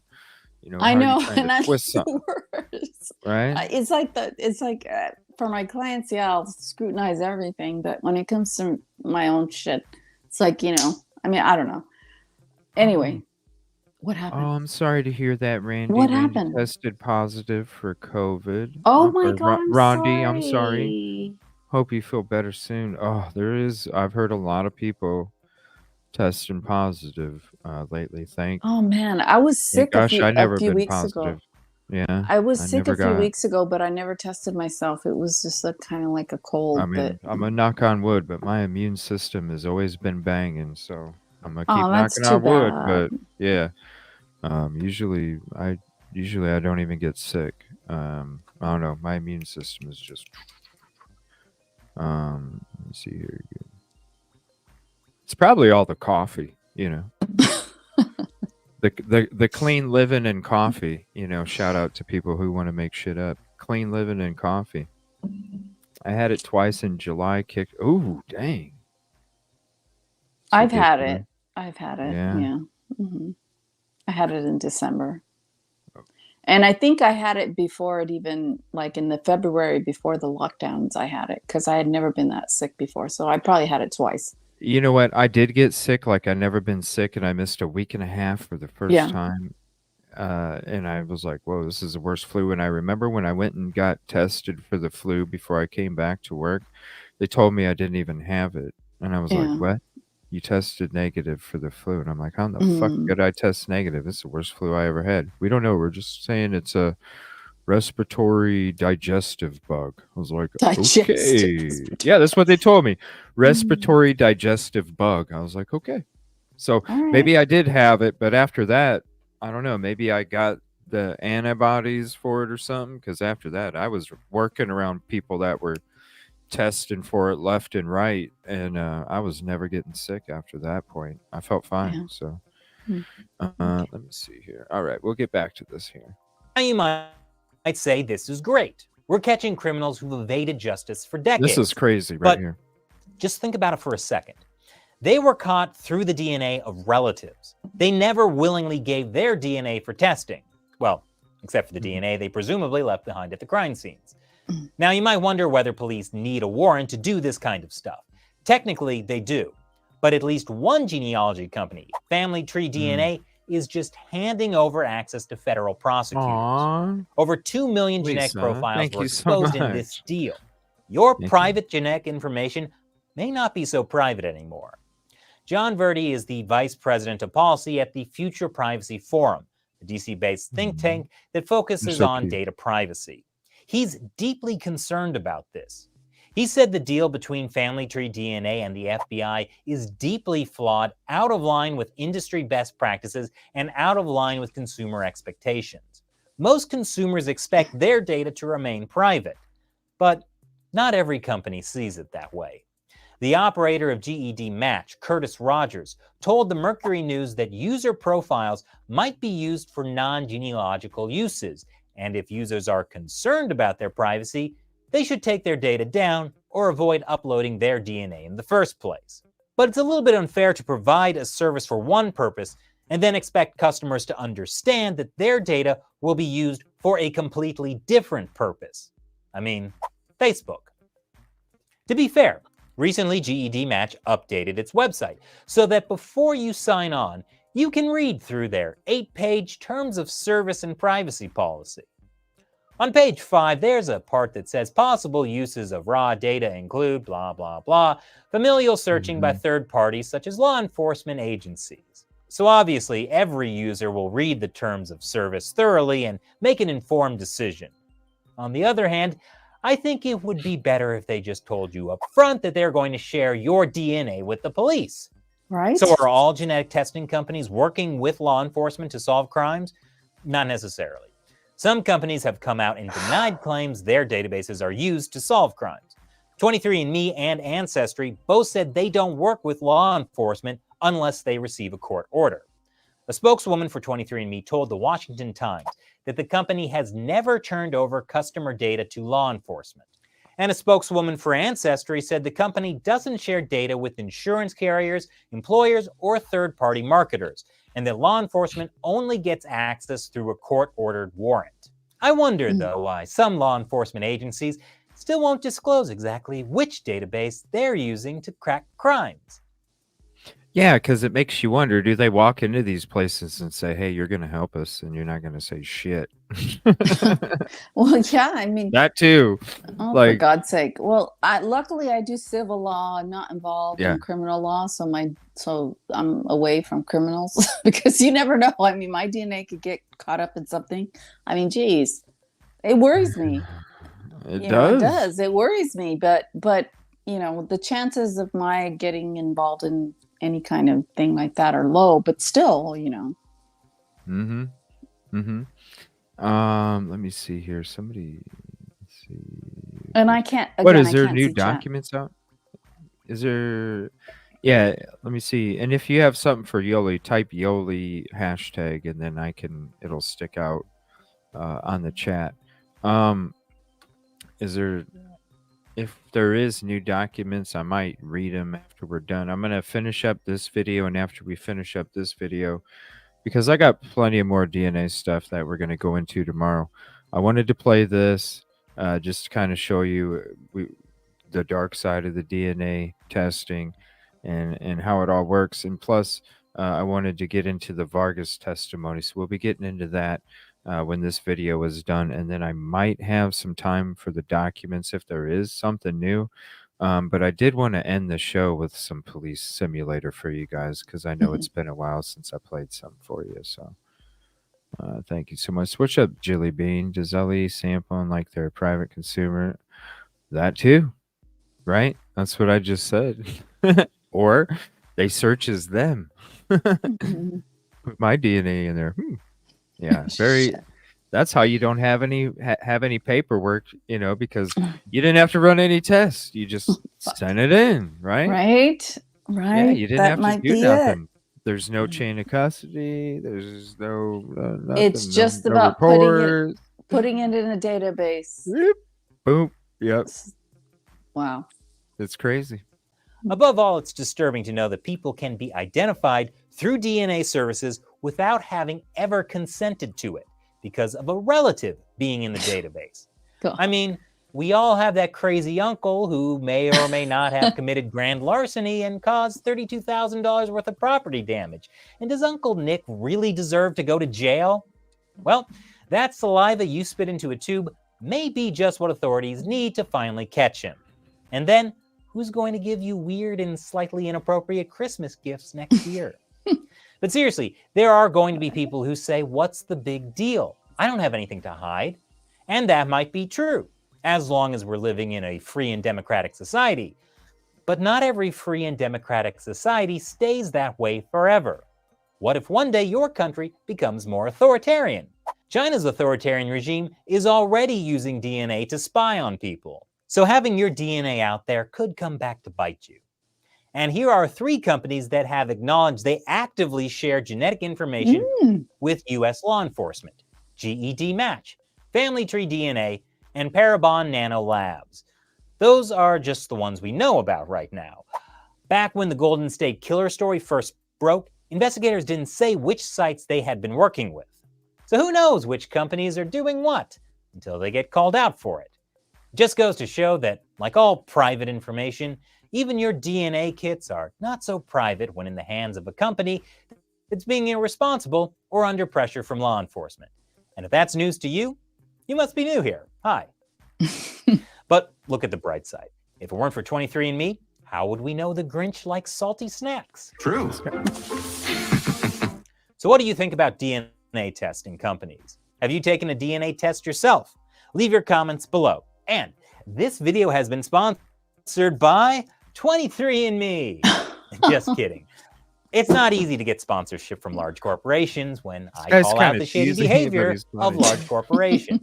That's why America Uncovered relies on support from viewers like you who contribute through the crowdfunding website Patreon. What's up, Sandy? Visit patreon.com/AmericaUncovered to support this show by joining our team and pledging $1 or more per episode. Once again, I'm Chris Chappell. Thanks for watching America Uncovered. That dude's kind of creepy too. I mean, geez, what the heck? Kind of, yeah. America Uncovered. I mean, it's a good video. It was definitely talking what we were talking about. Now, this is one that we won't be getting into tonight, but I'm gonna try and get into it tomorrow night.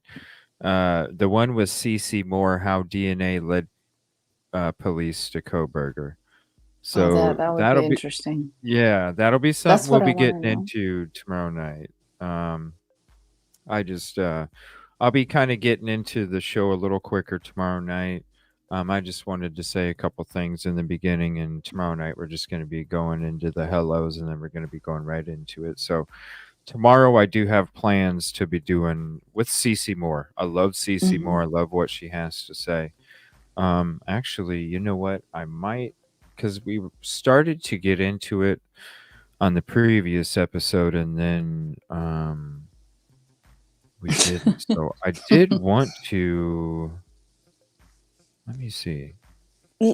Didn't you showed part of it or something? I only showed, well, a lot of people that have been here for months have seen it. I mean, this is like 3 months ago, somewhere around there. You know, they seen it, but it was something that I was going to play again when it came to this DNA stuff because, I mean, the video is really good. And It was Sarge. Somebody and Tommy. recommended. Yeah, And Tommy. I Yeah. remember that. I do remember that they played it, but at that point, it wasn't as. It was that. confusing because Yeah. it was confusing, and you can even see this guy Jim Griffin, this lawyer here, lawyer Mhm. Griffin. He's like totally confused. And this Sarah Azari, I've Mhm. seen her on other stuff, and I'm telling you, I don't know. I didn't like her at first because she seemed kind of like snotty, snooty, Mhm. whatever. But I don't know. Like I've heard her talk and kind of explain different parts of cases and things, and I'm like, dang, this chick really explores, because most of the media, they're about, you know, certain narratives and shit like that. And so I just thought maybe she was, because she was brand new on News Nation like a month or a couple months ago, and I'm like, nah. But then after I heard her, I was like, wow, she really isn't really on that kind of, you know, that whole Yeah. narrative shit. So And she's a criminal defense attorney, I believe. yeah, I like her. So Which is good because I'm not a criminal defense attorney. yeah. And so I like to hear, and I don't want to say anything bad about anybody about what they do in criminal defense because I don't do it. But yeah, no, she's interesting. Yeah. For sure. Sarah Azari, I think. Mhm. And this is the video. I'll share the link to this too. This is the Presumption podcast. That's so cool. They're almost at 1K now. I don't know why they don't have 1K. I don't get it, because ever since they came out, I mean, look at them. Hell, you Look had at 'em. CC. Well, I mean, you had CC Moore on. Look, you had CC Moore on Yeah. there June 27th. You know what I mean? This Yeah. is CC Yeah. Moore. Yeah. CC Moore, come on over. You know, I'd love to talk to you. Shit. I don't, man. So here's the link. If I can see my chat there. Let me see here. I got that from her. Yeah. I was like, wow, I just assumed that she was going to be on that narrative shit, and she wasn't, and I was pretty impressed. So, Yeah. you know, if anybody has any links where she's discussing some things, go ahead and send them to me, because I'd love to show them, because I think she has a great thought process and Mhm. exploring all the different areas. So this is CC Moore. This is a little conversation, about 15 minutes or so, where she's kind of like schooling these people on, you know, the DNA and the processes of it, the forensic side of things, and just kind of explaining everything. This Jim guy, he's obviously confused, and so was I. And we watched this a long time ago, before a Yeah. lot of this DNA stuff was really being discussed like it is now. And I think with all of this stuff that we have kind of learned and heard it discussed, I think this is something, a video that more people would probably understand at this point in time, because you would start to understand or recognize, you know, just Yeah. different conversations or things that you've heard or talked about before. So We'll check this out for about 15 or so, and then we'll get into Vargas's testimony from last week. And Okay. I'll check out those new court docs too in the meantime. I don't know. The FBI did the genetic genealogy in this case. I would suspect they worked with more than one match, that there were multiple matches, that they built back and found a common ancestor, and then built forward and tried to narrow it down. I doubt they had a lot of great matches based on his family tree. So there's some luck involved. You know, it's just who has opted in, who's uploaded to those databases and opted in, and then what is the population group of the individual you're trying to identify. So I can't say what I think it was, but I suspect it wasn't easy and that they really had to work pretty hard. CC, what databases do you rely upon Yeah. to do your genealogy research? Is it all that when people upload their DNA, or do you go to, independent or the Mormon Church or some other database? That's a great. And she's like the head lady when it comes to this type of DNA that we've been discussing with this case. So there is no like degree for it. You'll understand as she kind of explains it. And this is why you can't use this to put somebody on a DP. It just makes no damn sense. It just doesn't. Question as well, because most people are under the misconception that we're really digging into the DNA. But really what matters to us is how much DNA someone shares with that unknown person. And from that, we can predict their likely relationship. From there, we're turning to public records. So we are digging in public records the vast majority of the time in our work. We're using anything that's available. There are billions of digitized records out there. Ancestry.com holds many of them. As you said, FamilySearch.org that the Mormon Church owns has many of them. There are smaller databases all over the internet, all over the world that we can use. So if I have to build a tree back into Norway, then I'm going to be using Norwegian genealogy records, which are online. If I am building a tree that's mostly based in California, then I'm very fortunate because California has a lot of public records that are available that some other states don't. So every state and jurisdiction has different laws that determine what DNA or what records, vital records, are available, and some have a lot more than others. We use newspaper archives, we use social media, we use people search databases like, say, White Pages Premium, been verified, those types of databases. And so we're really using dozens of different resources, but they are all publicly available, and there's nothing that I can access that anyone else can't. I have a question. Just generally, the database of where this is all coming from, is it really just a matter, as you said earlier, just who's opted in? So it's just a bunch of like good Samaritans who've decided that they feel like they should upload their genetic info. Like Sarah mentioned earlier, my word is hesitant. I put on a little bit of a conspiratorial cap. It just seems odd to me that people are like, here, take my DNA. Like, what's the upside for people to be doing this? Increasing public safety, getting violent criminals off the streets, behind bars. And a lot of people are also very interested in Jane and John Doe's getting their names back. And for those, there's about 40,000 individuals in the US that have died without their identification. So there's a lot of support for identifying them as well. At GEDmatch, if you're in the database, you are compared against those. You can be listed as a match for those. But if you want to, but for law enforcement, for criminal cases, you have to check that box. And so everyone in GEDmatch can be compared against the Jane and John Doe cases. And only about a third of the database has opted into criminal comparisons. Now, as far as why people do it, I've been involved in some long-term studies about this. And I think you would be surprised at the broad support that we're hearing from the public for this tool. And most of them aren't actively supporting it. They're not putting their DNA in the database. And as I said, there's over 40 million people who already have this analysis done and could put their DNA in these databases, and they're not. So we don't know exactly why they're not, but we are definitely hearing a lot of support, even for identifying close relatives in their family, because they feel there was a case, it's still going on in federal district court, out of San Francisco. A Jane Doe sued the city and county of San Francisco last year because she was a victim of sexual assault in 2016, and they took her DNA for the purposes of the sexual assault exam, and obviously to identify the suspect. And then, unbeknownst to her, they saved her DNA in the database, and they then identified her as the suspect in a burglary. Right. So, I mean, as a defense attorney, I'm going to say, don't be a good Samaritan and don't opt into any of this, because it really is. I mean, she's claiming, unconstitutional use of her DNA, which obviously she has a good argument for that.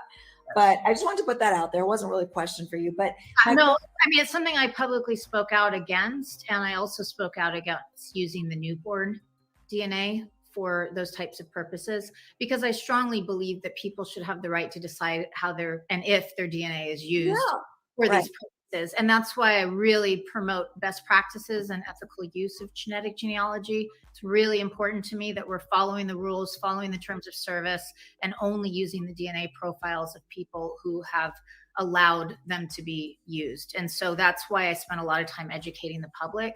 I want them to be able to make informed decisions as to whether this is something they want to support or not. What do you think of the lab that they used in Coburger in Texas, Othram or whatever? Do you know that one? I do. They are one of the third-party labs that is capable of creating a SNP profile. They use a technology that is targeted sequencing. So my understanding is they're not doing the whole genome sequencing.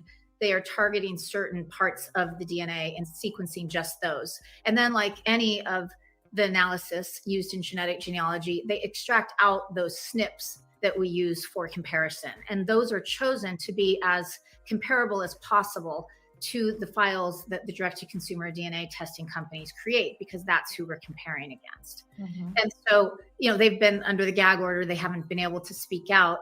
But my understanding is that they created that SNP profile, but then it was sent back to the FBI investigative genetic genealogy team. So they actually did the tree building. They did the work to try to identify a particular person of interest. And Othram just did the processing of that DNA. Now, because it's touch DNA, that's obviously more difficult, but we've had quite a few cases where we have also been able to work with touch DNA. But as you well know, as a defense attorney, you have to be much more careful tying someone to a crime when it's touch DNA, right? Right. Because we know. And transfer DNA. Right. And so as the technology becomes more and more sensitive, we obviously have to use more and more discretion as to whether that's actually tying someone to a crime. And that's why I emphasize my job is just to identify that DNA contributor. It's not to say someone's guilty. It's to say, I think this is your DNA contributor. Now you need to go do the investigation and determine whether that person is potentially your suspect or if it's just someone who left their DNA behind. You basically generate a lead is what you do. Exactly right. And that's why I haven't had to testify in court in front of a jury. I've been on hold in dozens of trials, but so far the judges have all ruled that genetic genealogy work is irrelevant because it's not used as evidence or it's not used to charge anyone with a crime. And therefore they haven't needed me. I have testified in grand jury hearings and pretrial hearings, but so far the case law and the precedent that is being set in the cases I've been involved in is that the genetic genealogy does not need to be presented in open court in front of the jury because it's not used against that person.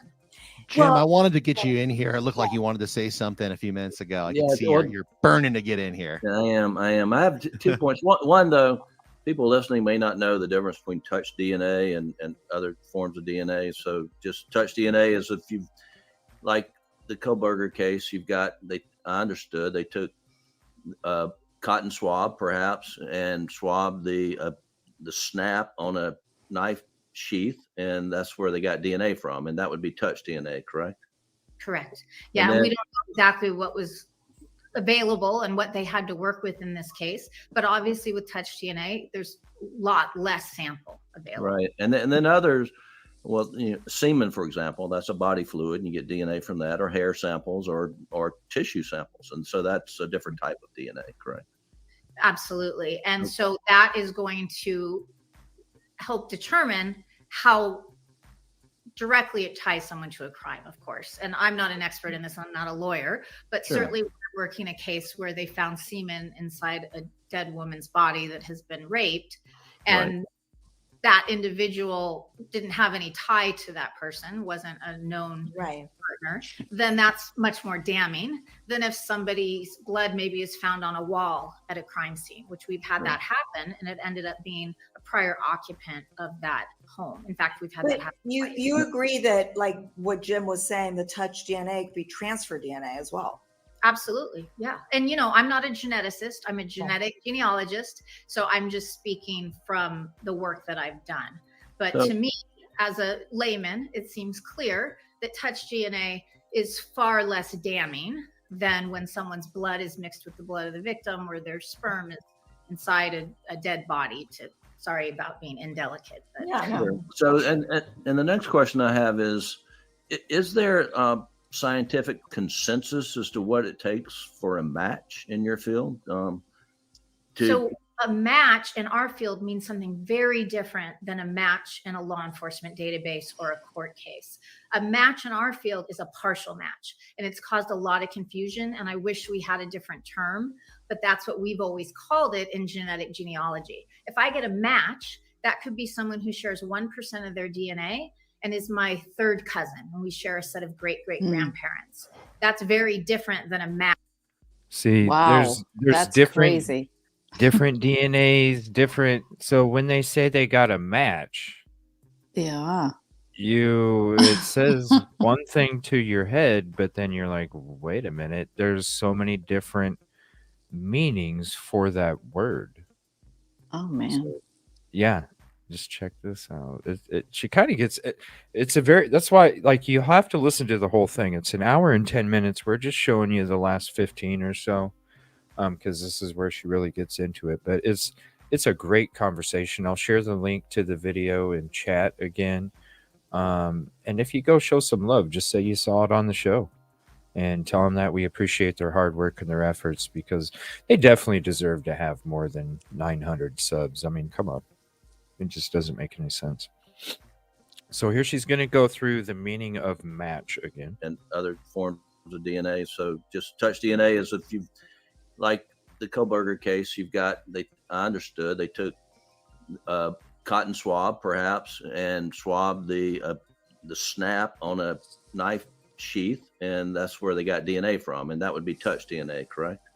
Correct. Yeah, and we don't know exactly what was available and what they had to work with in this case, but obviously with touch DNA, there's a lot less sample available. Right, and then others, well, semen, for example, that's a body fluid, and you get DNA from that, or hair samples, or tissue samples, and so that's a different type of DNA, correct? Absolutely, and so that is going to help determine how directly it ties someone to a crime, of course. And I'm not an expert in this, I'm not a lawyer, but certainly we're working a case where they found semen inside a dead woman's body that has been raped, and that individual didn't have any tie to that person, wasn't a known. Again, the trigger warning's up there in the top right. Once it goes away, you'll know. You can unmute it. Trigger warning again is in the top right. Right. Partner, then that's much more damning than if somebody's blood maybe is found on a wall at a crime scene, which we've had that happen, and it ended up being a prior occupant of that home. In fact, we've had that happen. You agree that, like what Jim was saying, the touch DNA could be transfer DNA as well? Absolutely. Yeah. And, I'm not a geneticist. I'm a genetic genealogist. So I'm just speaking from the work that I've done. But to me, as a layman, it seems clear that touch DNA is far less damning than when someone's blood is mixed with the blood of the victim or their sperm is inside a dead body. Sorry about being indelicate. But. Sure. So, and the next question I have is there scientific consensus as to what it takes for a match in your field? So a match in our field means something very different than a match in a law enforcement database or a court case. A match in our field is a partial match, and it's caused a lot of confusion, and I wish we had a different term, but that's what we've always called it in genetic genealogy. If I get a match, that could be someone who shares 1% of their DNA and is my third cousin, and we share a set of great-great-grandparents. That's very different than a match in, say, CODIS, where it's that person, or if you're doing familial search, then it could be their parent or child or sibling. And so that's very high confidence. There's no reason for two people to share 1% of their DNA unless they have a common ancestor or ancestors in their tree. And that's what genetic genealogy is based on. 1%. Isn't that crazy? Just 1% can be considered a match, right? Isn't that crazy? 1%. Yeah. Just one. Thank you, Cast Map, for the super sticker, the little kitty. I appreciate that. Thank you so much. Appreciate that. I always love checking out the little animations. Yes. But Ellie didn't anticipate Cece coming out. Well, wait till tomorrow night because we're going to be listening to her and how she says how L.E. got to Coburger. So we'll be checking that out tomorrow night. I can't wait for that episode. Definitely come back, hang out.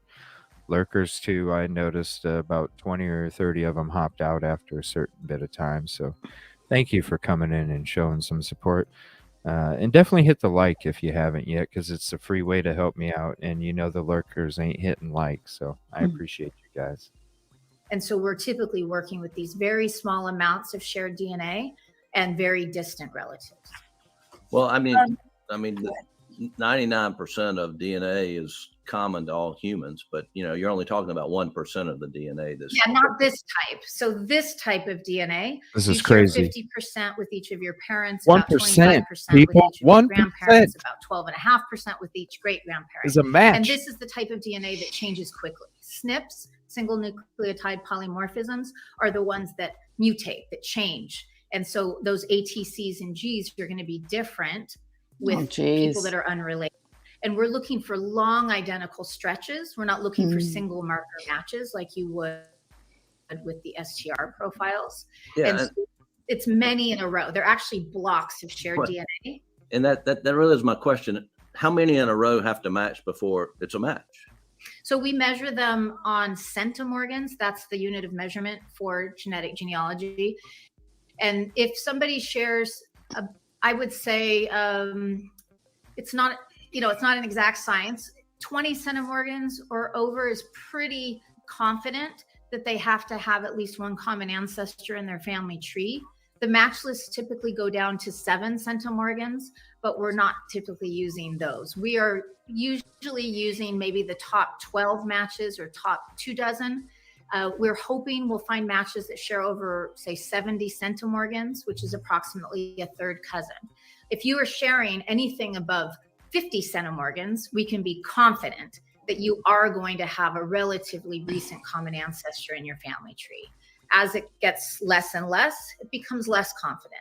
But as I said, down to about 20 centimorgans, it's highly confident you have someone in your tree that is the same, but you might not be able to find them because maybe they're way back in 1595. Right. And Kelly, that's what we don't understand, right, Yoli? Like Kelly wrote, so what information do the STR profiles offer? Because that's what they have on the 3 male DNA. That's why we don't understand why they're saying they're not qualified. Go ahead. Yeah, so this is why the expert, this is why the attorney that testified about what criminal defense attorneys need in order to represent their client competently, they need an expert to help them figure this out, okay? And they don't know what expert they need until they get the information. So it's like, right. It's like, it's an emerging area of law. And if you could put up Kelly's comment again. Yeah. I don't know if you can, but. Yeah, I can. Hold on. I just got to scroll up. There it is. Yeah. So what information do the STR profiles offer? Okay, that's what we need to know. And you and I can't answer that. The public can't answer that. Only an expert can answer that. So that's why the standard of care in representing a criminal defendant when this comes up is you need to know what expert you need, and you can't just get a general, geneticist, somebody, who's a geneticist who studies these things. You need to know what information these profiles offer. And that was a big part of why she had a criminal defense attorney who's dealt with these issues come to the, judge and say, look, I've dealt with this before. In order to, represent my client competently, and in criminal cases, that's the thing. I mean, it gets overturned if you don't have a defense counsel that is that is competent and that is, efficient, and it gets overturned because you have a bad defense attorney. So this is what she's trying to convey, is that, look, I don't know this. I need an expert, but I also need information. So I need to know what expert to get and what these profiles offer. And so I totally get her situation. I mean, it was, I get it. And I don't know what the information that the STR profiles offer. That's why I'm here. I want to learn. And I don't know if we'll learn here, but we'll see. Well, and she's even discussing all the different types of DNA that they do, and how it's manipulated, how right. it's sliced, I guess she said, how it's right. Calculated, and yeah, I mean, these are all technical stuff that a lawyer is only going to be able to rely on an expert, and a good expert, I mean, it has to be a good expert that can, right. Because look, a jury listening to this stuff, oh my God, like if I can't understand it, there's no way that I'm gonna help a jury understand it. Like, right. I'm all about the simple shit. It's just simple, you have to. You have to dumb it down. Not everybody studies this stuff. Like, no, and even listening to the court hearings, it was like, what? I got to go through these again.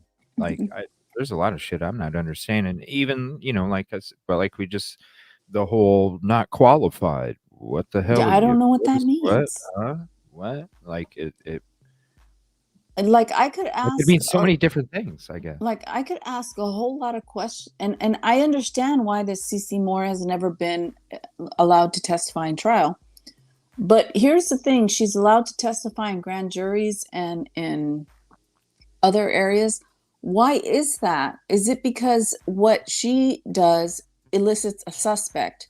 So I think what she's saying is that the information about this genealogy DNA is only good to show a suspect. It's not good to, like, beyond a reasonable doubt convict. So it's a tool that's used to identify a suspect. That's how I'm understanding it. And I may be wrong, but that's how I understand it. It's a tool that law enforcement use to generate a suspect. So, but here's the thing, you use that tool and then you get a warrant based on that tool to get DNA sample from the defendant. If that tool is not found to be reliable, then you get, you're using something that is the fruit of the poisonous tree, and everything gets tossed out after that. So if that's not found to be valid, then everything after that gets tossed. And, because you have to have a basis for the probable cause as to why, right. And why? I don't know how judges, as to why you needed to bring the SWAT team to this person's home and do it the way you did it. I mean, I'm sorry. You can get an arrest warrant, but what warrants the SWAT team coming in like that? Right. I don't know what that is, because you can get an arrest warrant. You get an arrest warrant. I mean, they could go to your house and knock on your door and say, it's the police, we have a warrant for your arrest, and arrest you. But what allows the SWAT team to go to your house like that in the middle of the night, break your doors, and I don't know of a search warrant that would allow that. I mean, I don't know, and I'm not a criminal attorney, but that's what's dangerous, is that you put DNA in front of a judge. Does the judge really understand it? Like, are you like really? Yeah. Like, would a judge even understand? Yeah. Yeah, would a judge understand it? You see right. DNA. They don't. Some of them are elected and some of them aren't even attorneys. I mean, at least as far as, California goes, I don't know about others. But you have these issues where an arrest warrant is an arrest warrant, but what does it take to get the SWAT team out there and go in there, with full force and arrest somebody? Is it because of this DNA, or is it because of Dylan's statement that she saw a masked man? I mean, what warranted that amount of force? I don't know. Seriously, what else could it have been? Because there was no, like, what could it have been in the PCA other Don't than know. the sheath? And like, I with the DNA on the sheath,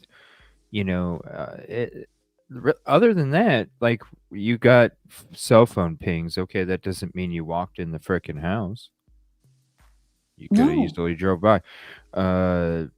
You got a statement. Does it say Brian Koberger from Dylan? No. No.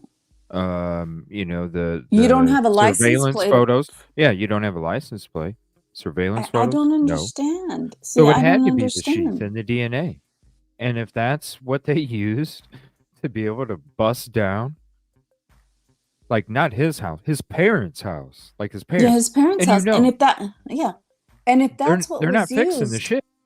yeah, if that's what was used to get a warrant for the cheek swab, then, if it, like I said, if it falls apart, and I did get a good grade, like the highest grade in criminal law, so I do know what the hell I'm talking about, at least to a certain extent, in terms of like the intellectual part, not the practicing part. I don't practice it, so I wouldn't know. But here's the thing. You have the probable cause has to be valid in order for the law enforcement to have a case. Now, if you have a search warrant to search certain areas and you go searching areas that you're not supposed to, and you find incriminating evidence, well, guess what? You're searching areas you weren't supposed to. So that's the fruit of the poisonous tree, and everything else gets kicked out. Okay? Everything else it's not valid. And that's a punishment, because law enforcement is supposed to do their job. They're supposed to abide by the rules, and they're supposed to follow, orders. I mean, like the judge orders a search warrant for a certain area. You go beyond that, you have to have an excuse. You have to have an excuse, like there's somebody dying, you hear screams, you hear something, to go beyond that, and you have to have some exigent circumstances to go beyond it. So what I'm thinking is, look, you put this in front of a judge. Dylan, bushy eyebrows, touch DNA, knife sheath, car pings. Okay. A judge is going to look at that and is going to think, wow, this is compelling evidence. Okay, assign the search warrant. But is it? Is it? I don't think so. Now, did they go to a judge's house in the middle of the night after he's had a few drinks and take the search warrant there and say, hey, we need an arrest warrant based on this? Did they go to the judge's house and do that? I mean, I don't know how it's done in Moscow, Idaho. It's that small town shit. They probably said, hey, man, we got this and we got this. We just need you to come down. No, for real. I mean, because these people, they're all connected with all these, you know what I mean? They go hang out at Denny's together on Saturday afternoon, and they're in church together on Sunday morning, and they're going to Bobby's baseball game on Tuesday night. Like, they're all fucking hanging around, So that's why it's like, yeah, we can show you this nice stocking that is all poofed out and shit, and you're just, I'm sure that's what took place. Well, we don't know. And now they're so like having to show it, and they're like, well, some of it, how can we show some of it when we didn't even do, we gave everything. And they're trying to say that they had multiple agencies that assisted, like the Idaho State Police, the FBI. Okay, well, when they come in, it's all big talk. Well, when they come in to help a small town, like I said before, I think on another show, they step into the shoes of local law enforcement. They gotta do what they gotta do to prove what they did. Because if they don't have proof of what they did, it's like a doctor doing an operation and saying he did the operation, but there's no operative report that others can rely on, that other medical professionals can rely on, and you have these, I don't get it, and this is why this case irks me so much. I feel like it's just under my skin. Okay, this is what's crazy, because I was just checking these documents, and I knew there was one a couple days ago, but we're kind of talking about this, how they don't have everything, right? And that's what I think is taking place. This is why I was saying, why doesn't the defense try and add more pressure? Because they were finally getting the prosecution to admit that they didn't have shit, finally. And now they're having to show their freaking homework. They're having to provide what they've been, gloating about this whole time, standing up in front of everybody, telling them that they got this and this and this and this, and we got MSM going all over the place, this and this and this. We got other YouTube shows, this and this and this. It's this. It's like, whoa. Yeah. So. Yeah, I understand. I understand that you would think that you'd want to put the pressure on, and I, from my standpoint, in civil law, you do. But when you have somebody's life at stake, I think that you want to make sure you have every piece of evidence that will show reasonable doubt, because they don't have to prove anything. The defense has to prove reasonable doubt. And you owe it to your client to show every single piece of evidence that's going to create reasonable doubt. You can't just have what they just blurbed now because they're under pressure. You want more. You want the sufficiency of the evidence. So just because there's pressure now and you have the defense blurbing something out, it doesn't mean that maybe you want to keep the pressure on because more stuff will come out. It may not before trial. What you want to do is you want to get all the most information you can to create reasonable doubt so that there is sufficiency of the evidence to show reasonable doubt, because the defense has to prove it, right? I mean, the prosecution has to prove it. They have a burden. Yeah. Right. Yeah. So let's say they prove it. You want to have as much as you can to create reasonable doubt. You just don't want one piece of evidence that, we don't have these documents. You don't want just that one thing. I mean, it's like, maybe in a civil case where you're talking about money and you want to put the pressure on them, and the money is somewhere between 100,000 and 150, and you want to put the pressure on them to get the most. No, we're talking about somebody's life. So you want to get the most information that you can to create a reasonable doubt. You finally got what? Yeah, you do, but we don't know what you finally got them. But here's the thing: you finally got them. But what more is there out there? Because for them to admit that they don't have it. Yeah. But they may have some other stuff. You've been doing all these requests. You're on your 7th supplemental request for discovery. You're 7th. You're 7th, man. No, you're 7th. I know. I get it. And I know that it's reasonable. I think it's reasonable to think you want to put the pressure. It's reasonable for somebody to think that. But in my opinion, because I'm a civil attorney, right? I can look at the criminal defense aspect of it. Believe me, I want to have everything at my fingertips. I want to have to create so much reasonable doubt that I want to show so much reasonable doubt that my client is going to get off. And here's the thing: you still have a client. When you keep asking and they're not giving it to you, but you have a client as well. So this is the other thing that's missed. Brian Hoffman says I'm still lost about the FBI visit. I'm lost about that too. That is crazy. It was messed up, wasn't it? I've never heard of such a thing. But anyway, but what I'm saying is, I don't want to second guess the defense. I think that you also have a client. So you have a client. It's not just Ann Taylor that's making the decisions. The client has a say in it.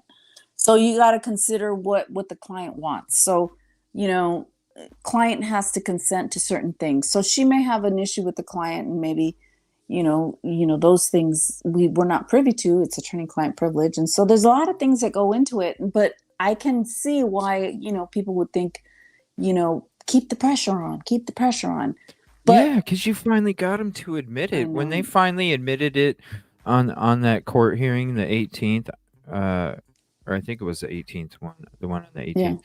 I was like, oh my God, they just admitted that they didn't Mhm. have, and they didn't even, how can we offer it if we didn't even do anything? And I was like, holy shit, that's like boom, boom, two Well, stones. yeah. Well, she's filing motions to dismiss, so a lot of it, and we like it's sealed, so we don't know what's in there.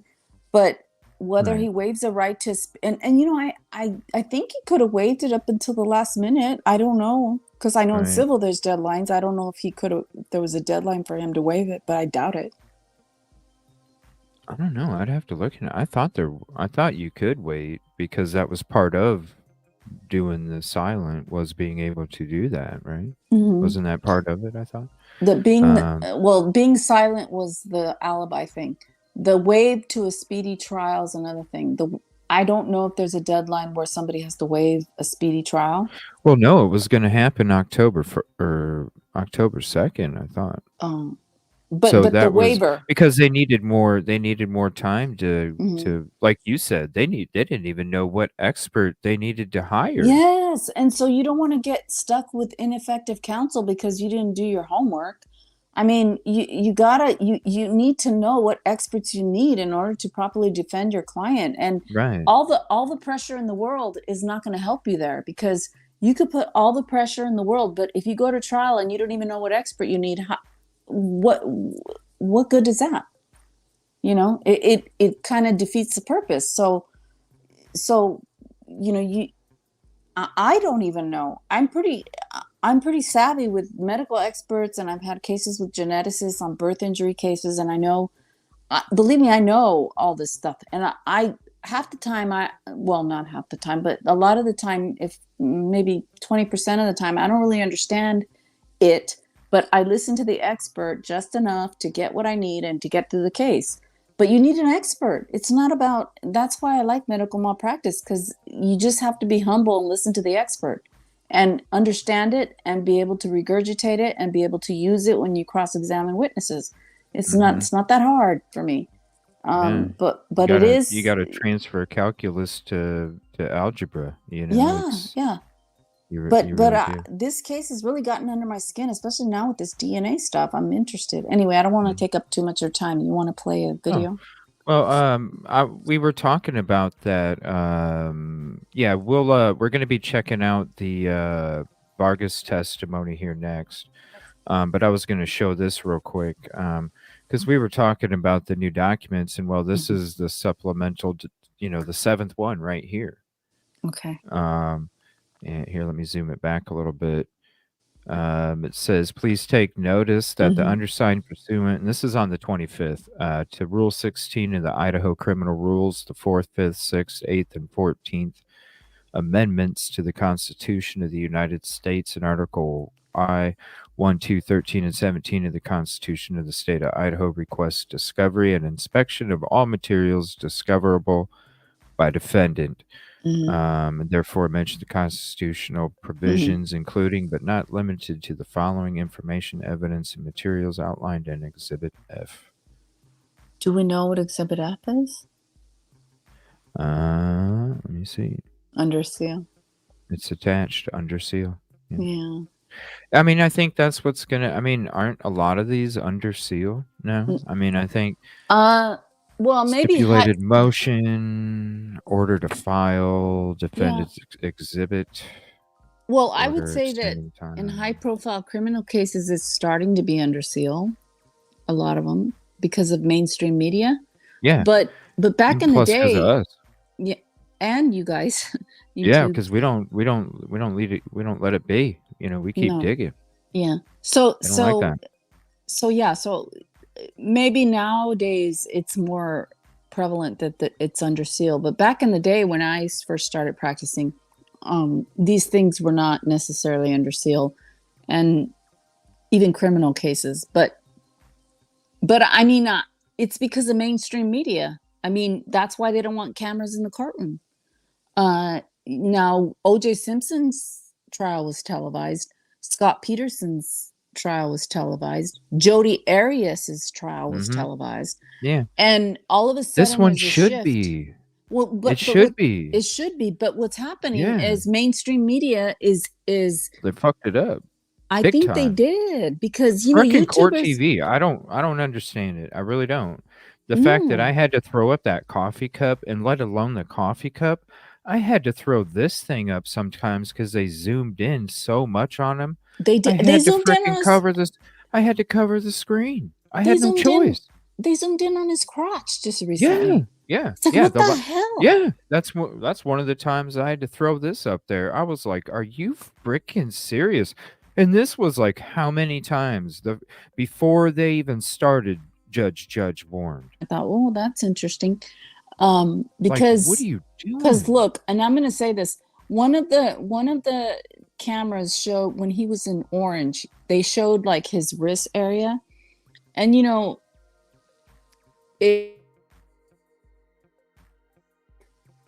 Uh-oh. Hello? You there? something that may not have been there, but you know, Hey, for Yoli, people to it didn't. speculate. We couldn't hear you for about Oh, 30 sorry. seconds. No, Sorry. you're good. I We was couldn't hear just you. yeah, I was So just if gonna you want to, yeah, I was just gonna say that on one of the TV, you know, court what's appearances, up, Red? they showed when he was in the yellow clothes or the orange clothes, sorry. They zoomed into his wrists for some reason. And I'm not sure if he has scars there. I don't know what's there because also in the traffic stop when he was driving back home with his father, they zoomed in on his wrist area. Now, I don't know if he has scars there or if it's just an optical illusion or whatever might be there. They zoomed in on that and it gave a lot of people, you know, a lot to talk about. But you know, whether it happened a long time ago, whether there's scars there, whether there isn't, whatever it is, it's irrelevant. Dude, when the fucking judge tells you not to do something, You don't do it. It's that simple. It's that simple. Right. And the You're punishment, allowed to have the opportunity to do that. You better abide by the damn rules, you know? and the Put me in punishment there. is I'll abide by it. yeah, the punishment is guess what? No cameras. Right. When in court TV pretty much frickin' ruined it because I'm telling you, it was so important for this generation, the younger generation especially, For to me. have Even but for me. especially the younger generation because this is what is going to spawn those in law enforcement, the attorneys, the you know, all of these the medical field. It's going to spawn all of these youth that are going to like have it in their soul to see this shit and be like, yo, when I grow up, I'm going to make sure the right shit happens. You know, I think it would have been such a learning tool for, yes, everybody, but especially the youth that's going to, I mean, listen, they're going to be coming up soon. Time goes quick. They're going to be coming up soon, and they're going to be the ones defending, prosecuting, investigating, all of these things. And if something like this or this magnitude, you know, it sucks with all the, you know, with all the unfortunate events that took place for this to be a learning moment for society, but damn. No, you're right. Like, it's cool if you don't want to give us the freaking details because I don't want to hear that, you know? I really don't. I'm sure there's some people out there that do. I don't really care to hear a lot of the shit when it comes, you know, mute it, whatever. Don't include it, something. But to take that away from it's so unfortunate. I was so disappointed and I was trying my ass off to make sure that if any of them came across something over here, it was totally blocked. That I was totally respecting the judge's wishes because I felt like, this is something that is important, and this is something that should have been available, audio and video, without the zoom. You could have the frickin' camera in the back right corner of the damn room, at least have the Well, that camera mm, available, or that the may happen. You witnesses never know. you know what I mean? And you know what? That may happen. You never know. Everything is Uh, fluid. Everything is fluid when yeah, you're in I court. hope. Everything is Just fluid. They say certain witnesses, things. The judge you will know. say certain things and it changes and this and that. It's all fluid. So you never know. The judge may just be trying to make a point at this point, saying no fucking cameras because you people can't follow rules. So that everybody can say, oh shit, we better follow the rules. You know? There may be some fluidity to it, but for now, it's kind of screwed up. It's like I didn't even have to. I didn't have to do it. None of it. No. None of it. And I don't know how many other people did. It just seems like it's Honestly. getting worse. I don't understand. I don't understand why people were focusing on his crotch. It's like, seriously? It makes no sense. I know. When I seen him zoom in on the hand, I was like, what the? Yeah, and what are you doing? look, like, where is that even? yeah, Court TV. I know. It really upsets me. It really, really upsets me. This whole damn case upsets me. That's why I'm here. It does. It does. It definitely does.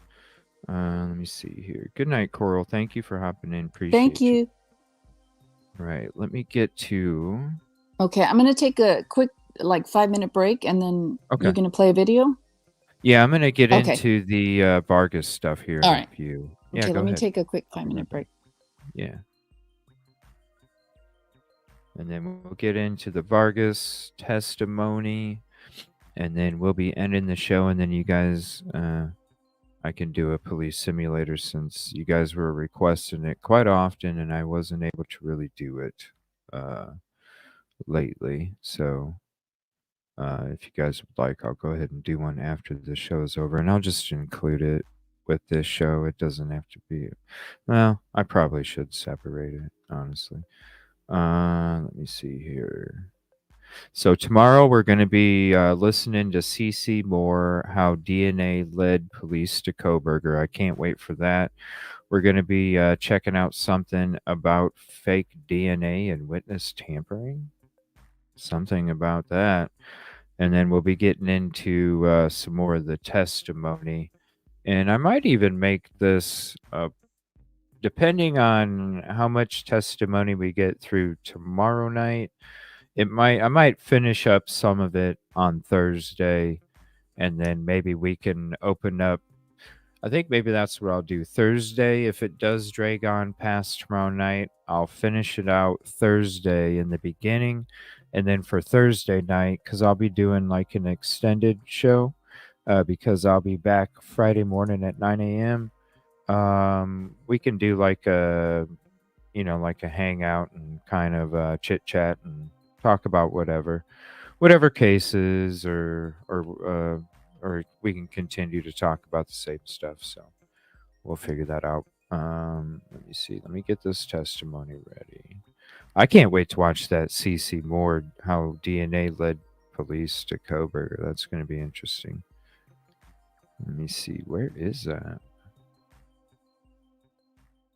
Part 4.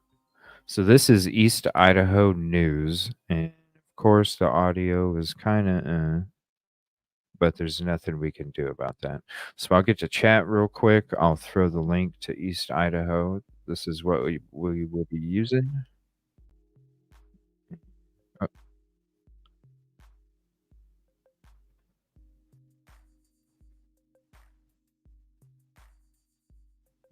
All right, 1 second. Sorry, I had that audio playing in the background. I'm like, where in the hell's that audio coming from? Everyone to go up to the stairs. I mean, we could. There's so many possibilities, Brian. There really is.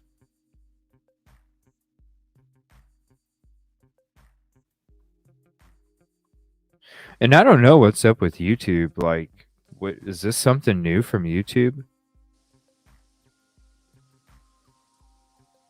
What? Where it's like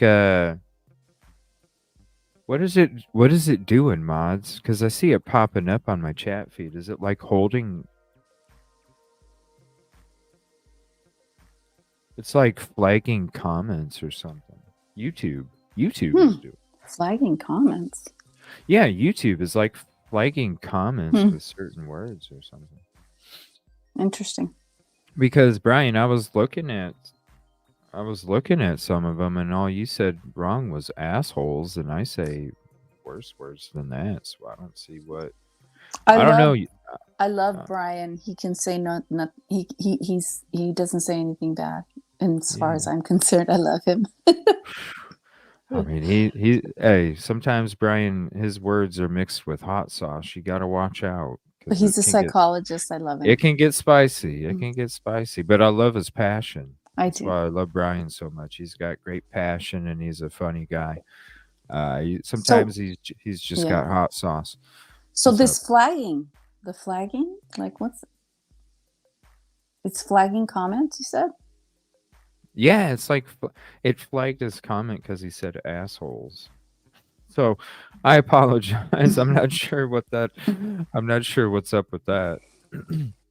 But I just wanted to say that you're cool, Brian. There's a couple other people that just started seeing YouTube holding. Oh, is that what it is? I thought it was because of keywords or something, some kind of, because it kept telling me it was flagged for keywords, and it was like I don't know, maybe it's something new YouTube's doing or something. I don't know. I hope it's not. Well, they because of me. they definitely do because when was it? What night was it that we were watching the DNAs? Or was it Friday? Oh, my Friday day show last week. I think YouTube made the stream unavailable for about 5 minutes. Yeah, I couldn't get in. Yeah, yeah. That was in the shut us evening. down for like. Oh, was it the evening? It was the Okay. evening, yes. Yeah, because I was like, hold on, we'll see if we're coming, because it never dropped the stream. It just said it was like, unplayable or something. And no, it's not somebody, it's YouTube, because it shows me on here. It shows me on here like I've never seen it before, because it really is YouTube. I've never seen it before. I was like, what the hell is that? I noticed it earlier. And then I saw Kid Kitty say something to Brian like it's flagging a word or something. So that could be it too, Heavy Metal. Yeah.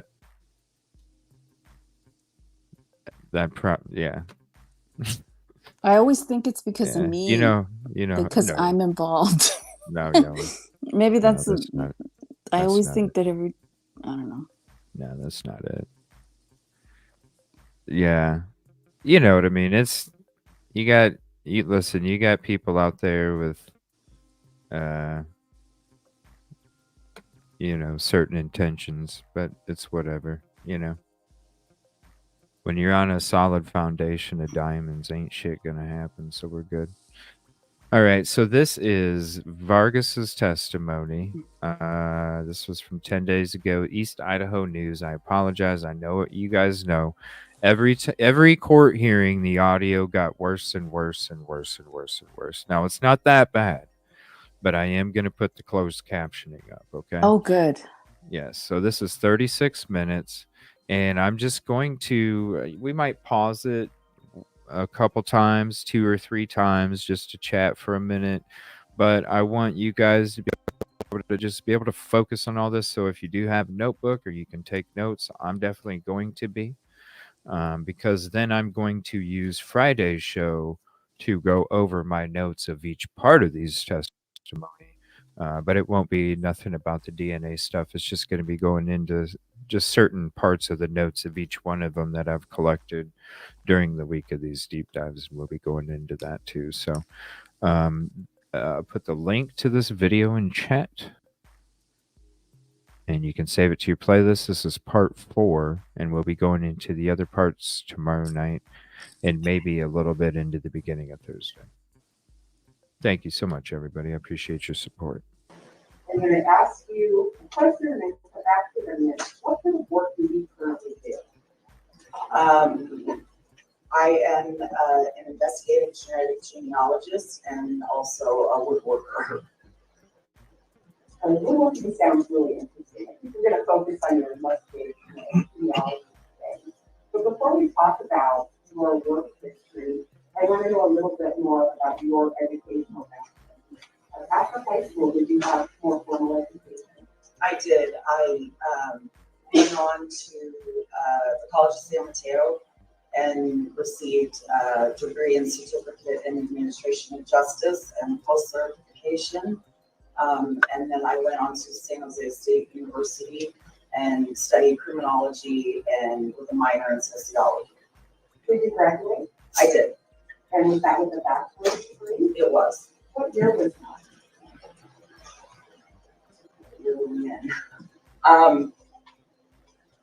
I want to say 2010 maybe. I don't remember. It's been a few years since you graduated? It's been 5 years. Right. Did you take any courses in forensic genetics? At that time, this did not even exist. And the courses only have started to recently come out. There is no current standard of certification for the work of investigative genetic genealogy. Is that newer than your college education degree?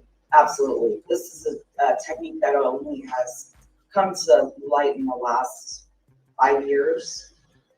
Now we're talking about the forensic investigative genetic genealogy. Yes. How did you get interested in it?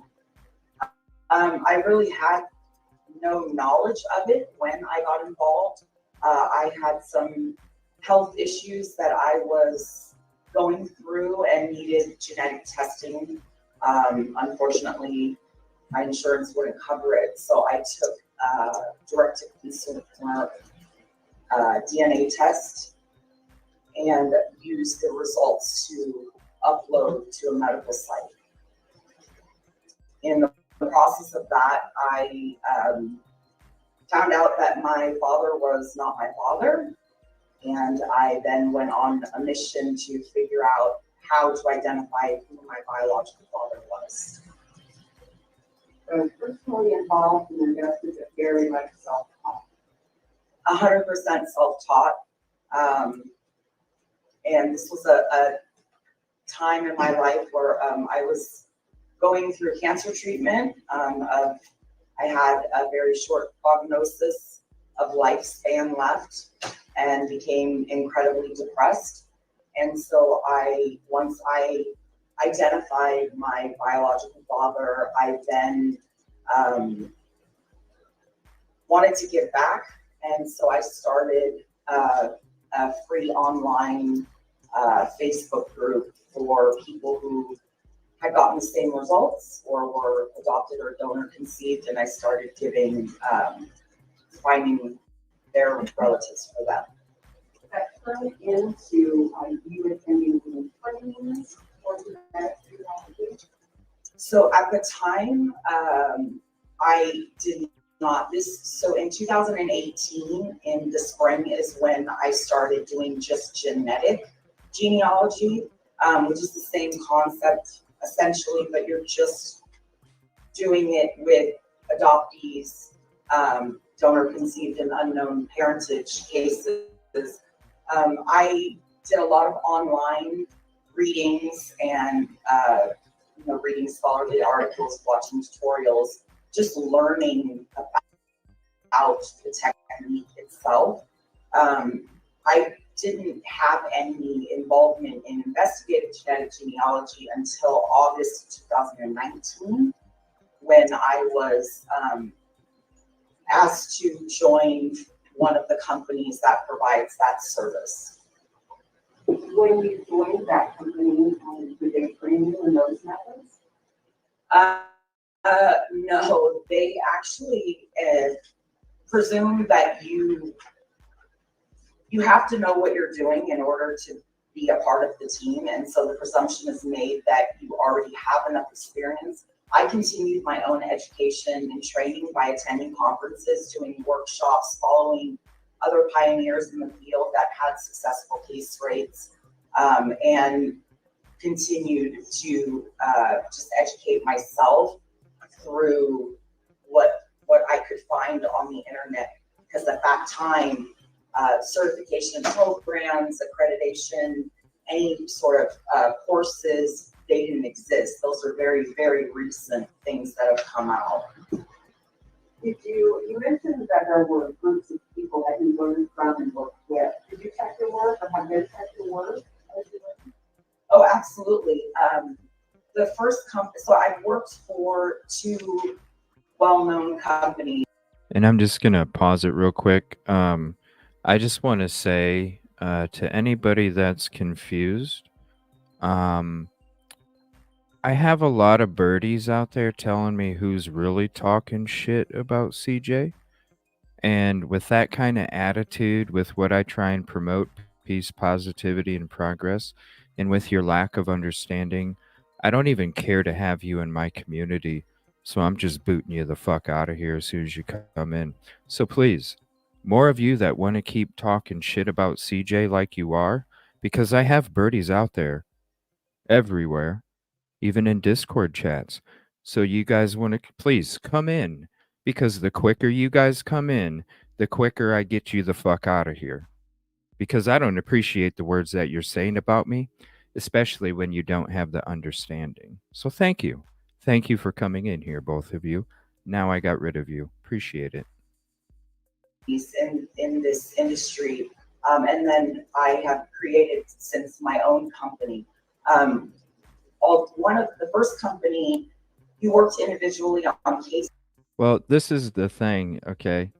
Yeah, maybe they're helping with the views, but guess what? I don't care about the views. I don't. I care about the community. And when people that are that toxic are coming into my community, I don't care about the views. I get rid of them because it's about the community. It's not about the views. But it's a collaboration amongst the team. And so you keep each other up to date on what's going on. You ask for advice, guidance, help. The second company that I worked for was more of a team structured way of working cases. And that was at the point when I began actually training all incoming volunteers that wanted to get to learn how to work these cases. That first company you worked for, what was that called? Identifinders International. How many years did you work for Identifinders? Just over 2.5 years. And that's where you did investigative, genetic, genealogy, and other genetic work. Yes, with Identifinders, I only did suspect cases, so only murder and rape, violent crime cases. They did not do DOE cases at the time that I was working with them. So you're talking about those kind of cases that you did, those were for law enforcement, you were identifying somebody that was unknown. Yes. Okay, and you worked with check there while you did that for 2.5 years? Yes. The next place you worked, what was that? The DNA DOE project. What do you mean by that? You mentioned that. DOE is an unidentified remains. The DNA DOE project specifically. And thank you, Lulu, for that. This is a graphic content warning, so if you are triggered, please hit the mute button until you see the graphic warning in the top right of the screen go away. Once you see that go away and it goes back to the live, you know that you are okay to unmute it.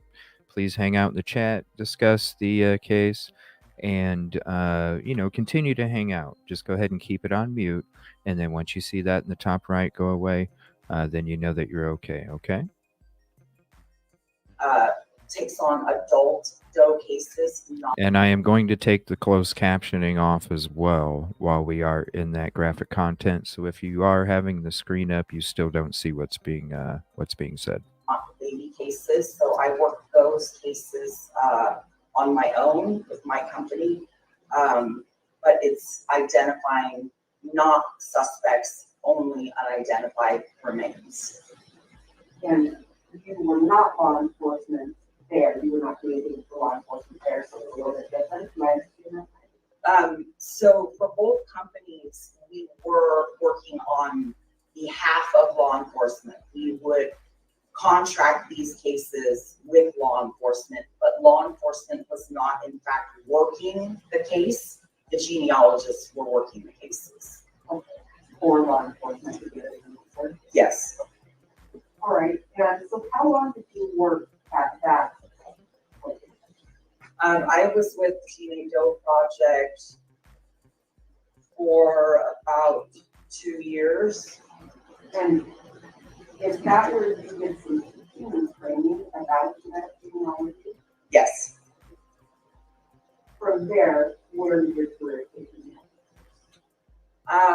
Well, I ended up opening my own company, but the DNA Doe project offered me the opportunity to be an intake specialist. So my primary role was when somebody was interested in doing this type of work and wanted to learn the technique, we would bring them on board, and I was the one who would teach them the process. So all new volunteers were on a specific case that was run by me, and I would not only train them, but also check their work, make sure that they were documenting things properly and that the documents matched with the proper person that they had put in the tree.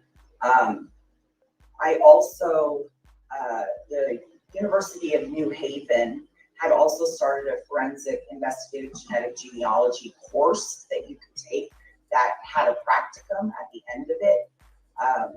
The DNA Doe project was the first organization that took on a cohort of students. The first year of this course that was offered, it wasn't fine-tuned. So the students that I took on for the internship, there were 6 students in total. They really had very limited knowledge of the technique, of the meaning of anything really. And so I would spend hours training them, and at the end of 7 weeks, I led them to a solve of a case. You were trusted with me? Yes, I was. Do you know roughly how many law enforcement forensic investigative genetic genealogy cases you worked? I have worked just for law enforcement cases probably around 25 to 30. And the Doe project, how many of those kinds of cases? So that would include all cases. The 25 includes the Doe cases? Yeah, it's about 25 to 30. It would encompass any case that I have worked that is law enforcement case, not including the cases that were unknown parentage cases. And I gotta say, Brian, thank you for the little prickly pear. Hey, you. That's your favorite one. Thank you, sir. And the other kinds of I genetic appreciate you. genealogy, how many times have you worked with cases in genetic genealogy other than that? How many cases? Minimum 25. I still have people every day who, it depends. Some people just don't know what any of this means. And so it's as simple as just looking at their matches and explaining it to them. Send that to me, Rosie, if you can, please. But actually working cases, probably another 25 to 30 that are just unknown parentage cases. And have you testified before in court? I have not. That would be amazing, Angela. Let's talk about what did you do. How did you get involved in our case with Brian? I was contacted by defense Well, I take that back. I was contacted by somebody in this field. I don't know if I can say who it was or if it's relevant, asking if I would be willing to talk to the defense. And I agreed, and I had that, it was a Zoom call in which I was asked basically just to explain the process in which I go through from start to finish on a case. So what is, from when law enforcement contacts me to when I provide the investigative lead back to law enforcement, what is the process? And that was the extent of my involvement at the time. Ms. Vargas, what I want to do is I want to briefly run through what do you do when law enforcement calls you and you do? What's your first step? So it's a complex. And I'm going to go ahead and pause it real quick. The closed captioning is on, and it's as big as it can get. So I apologize about that. That's the best I could do. Natalie B, thank you so much for the super sticker. You're number one. Thank you so much. I appreciate that. I don't know how else I can make it bigger. So the only other thing I can do is the music is barely on, so I can mute it a little bit, but that's all I'll be able to do. Brandy Wine, 199 super sticker vibes. I love that. That is so awesome. You should, Angela. I'll be the guinea pig for it. That way if somebody gets electrocuted in it or something, it'll be me and not you, right? It's very complex. Essentially, law enforcement will contact me and say they have a case that they are unable to solve, and they would like to, they like my services.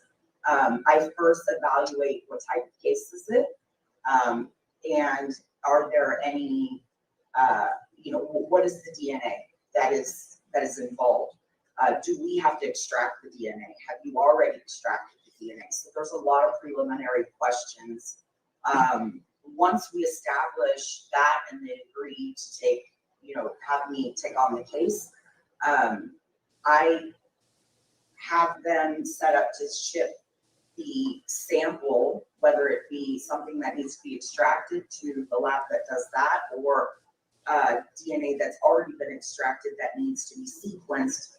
The law enforcement agency will then send that to a third-party forensic lab.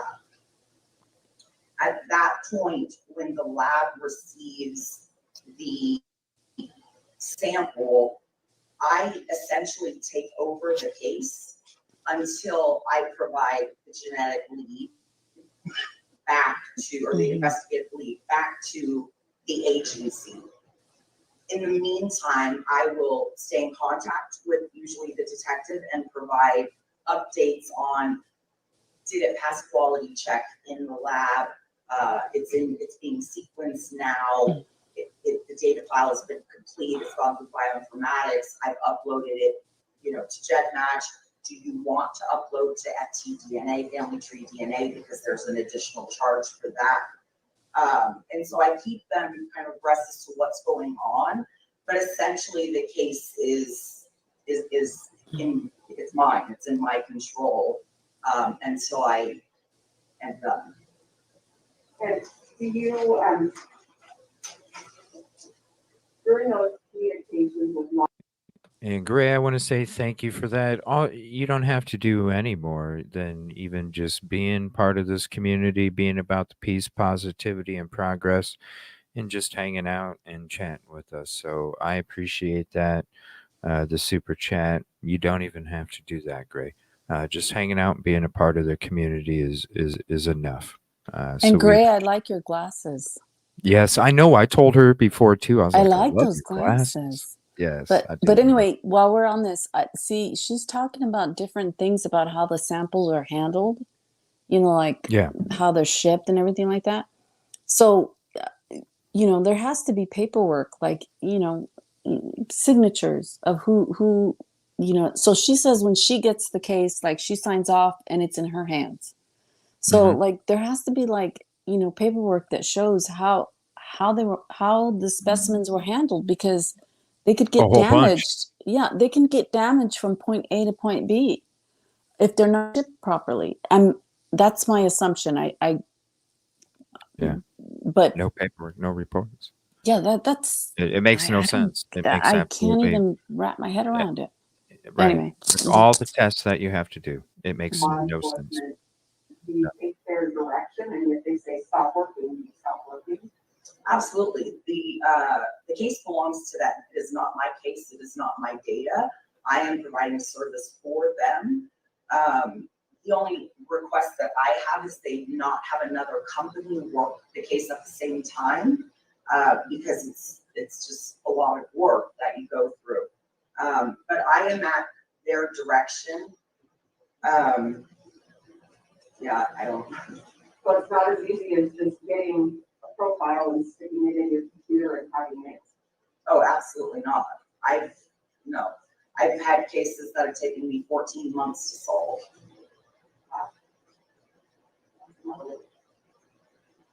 Why, you mentioned you use GEDmatch or family tree DNA, but there's an extra fee involved in that. Can you explain that a little more? So there's only, there's many direct-to-consumer databases: Ancestry, 23andMe, MyHeritage, Family Tree DNA, all of which you can order from the company a DNA test, spit in the tube, and send it off back to the company. Ancestry and 23andMe allow you to download your data and upload free to these other sites as a normal consumer. Law enforcement cases, however, are only permitted to be uploaded into Family Tree DNA and to GEDmatch for a fee. GEDmatch, however, is not a direct-to-consumer testing site. It is only a database where people take their test results from the company in which they tested and upload this site to the site to get more matches, essentially, or higher, closer relatives, higher matches. Does law enforcement Good night, have Kip Kitty. What's up, everybody? all of GEDmatch? If properly uploaded, there is a fee that you must pay. You must upload if through a properly separate uploaded. database than the one in which consumers upload through. You must pay a fee, and you, depending on the case, may be limited on the matches that you are Right. able to see. Very important stuff right there. Very important stuff. Why is that?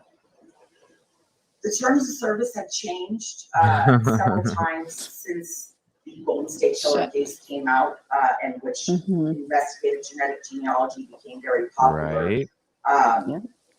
It used to have everyone opted in, then it GEDmatch opted everybody out, and you had to choose to opt into law enforcement match as a consumer.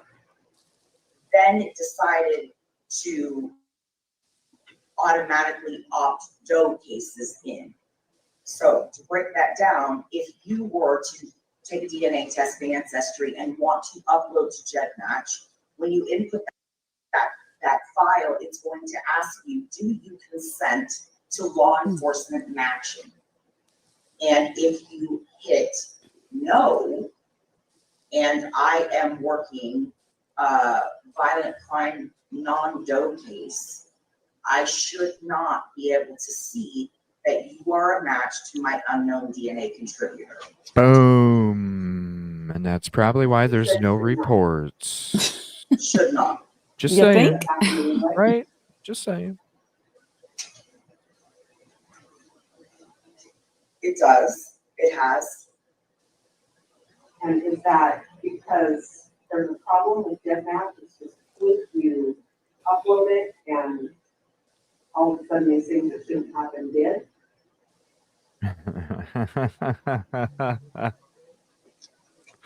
How do I answer that? Yeah. Uh-huh. Was there are a lot of tools that are available in GenMatch. These tools allow you to make comparisons of two or more people and how they Tools. relate to each other and share DNA. One of these tools allows you to compare many matches, not only against your DNA profile that you're working, but also against all of their matches to see if their matches match each other.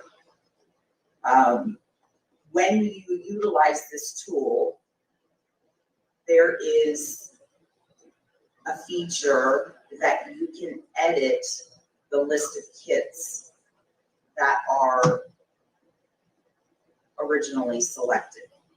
What does that mean? Edit the list of kits? So when you upload your profile, it takes about 24, 48, 72 hours max to batch and tokenize in the system. It then produces a list of matches, okay? And these matches are biological relatives to the unknown DNA contributor. We don't know right away what relationship they are, but they are all biological relatives. Okay? One of the tools is called the matrix tool. And what the matrix does is it compares the match, the DNA profile against a specified number of the profile's matches. So for example, if I run the profile's kit number, they're all given a kit number. If I run the profile's kit number and I compare it to 100 of the profile's top matches, it will in turn compare the profile to all of the matches and all of the matches to everyone on that list of 100 people. Okay? Okay, I see what you're saying. Let me make sure. So you have one person, you get a list of their matches, but this tool also gives you a list of those matches. So it's a multi-step process. So initially, if I am putting my subject's DNA in the system, I don't know who it belongs to, I put their kit number in. You get a kit number after you upload the data, okay?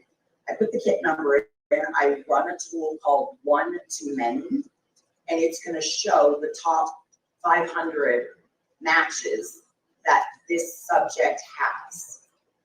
I then would go to utilize the manipulation tool, the loophole.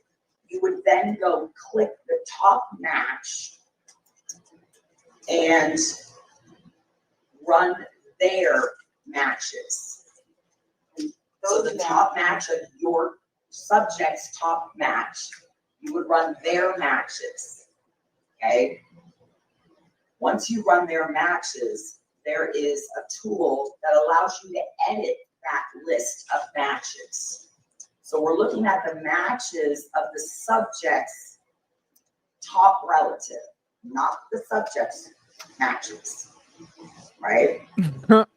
Isn't this crazy? Kit list, if you put the subject's kit number into this tool that you're going to now analyze, these matches, it tricks the system and allows you to see matches that you wouldn't have seen if you ran your initial match list. What the hell? Yeah. Coldplay. Yeah. Those matches that are revealed are only matches that have been opted out. That is only the one who's supposed to. They're only the ones.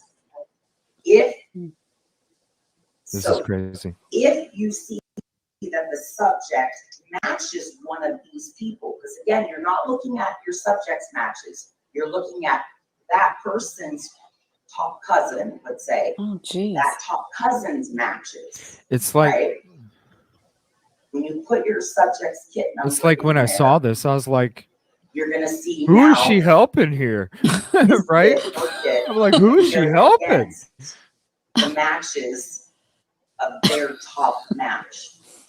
My When God. you She was the one that you was, then scroll down and you look, oh, here's a match for 100 centimorgans. she was the one Bill Thompson called the investigators to go see what was going on.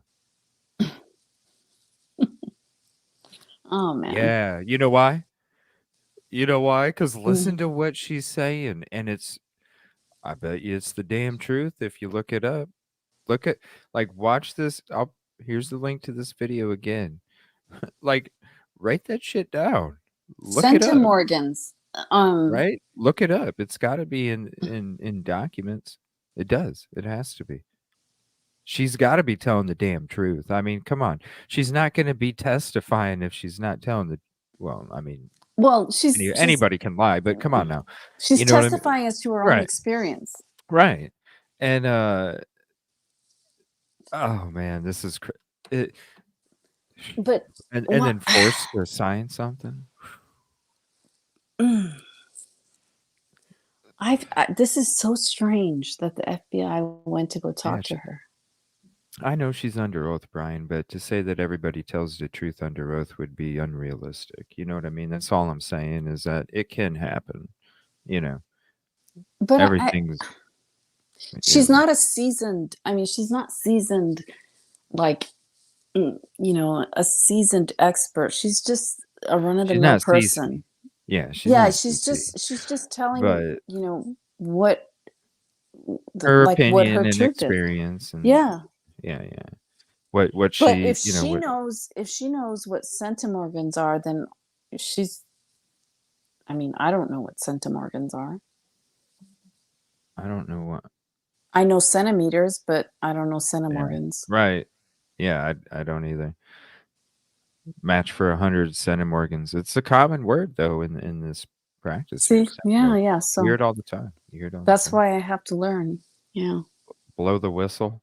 I don't know what's up with YouTube. It might, like somebody said earlier, it probably has something with trolls doing some shit. So, all right, you know how it is. They're jealous. They know I'm coming. It is what it is. What are they? Look, we got our vibe. You know what I mean? We got the boots. It's all good. We got the birdies in the boots. You Tweet, go back tweet. to your screen where you have your list of your subject matches, and you say, I don't have a match with 100 That's a T-shirt. Birdies and boots. That proves that that person has opted out of law enforcement Opted action, out. but Okay. I'm still able to see them. Birdies and boots. I like that. So that's a way to use this tool to get past what law enforcement is supposed to do. Oh, I'm sure that's why they have her up there. You know what I'm? Yeah. I struggle with this. Mm. I'm sorry. This is so interesting. It is a tool that is provided in the database that essentially allows you to see things that you're not supposed to see. And as a result of seeing those things, you're then using that match to find who you get to identify your subject. Yeah. So you're violating the terms of service. I see. By seeing these matches. This is in Jet. This is in Jet match. How about family tree DNA? That's the other law enforcement. Right, Bon. There's two things Right, that I'm Kaleida aware Hope? of in family tree DNA. Right. That's what One I'm saying. is not paying to upload. So there's very strict parameters when it comes to law enforcement kits. One of the parameters is if you as a consumer are a match to a law enforcement kit, you cannot see that kit as a regular consumer. So law enforcement kits can see everybody in the database that have opted in. Now, Family Tree also has an opt-in out feature. What's up, Lisa? That is not the same as GEDmatch. You have to go into the settings and find it and toggle Oh, the whether or not settings. you choose Okay. to opt in or out. I think I okay. I think I. Wow, isn't that nuts? They made it so it's people are unaware that they have to go to the settings and do that. Isn't that nuts? I'm That going to should the be right up settings on on my top. shit. That should be right up on top. Like, yes, no, pick one before you can Yeah. move on, right? Pick one before you can move on. It's like these are called like when you do this contracts of adhesion or contracts that are like hidden. But now I know. I saw settings somewhere in my 23andMe. And you said and you said since 2014, right? Something like that. Whenever it came out, it's been a long time. Okay, so mean, it's been almost 10 years and I you would say just at learned least tonight.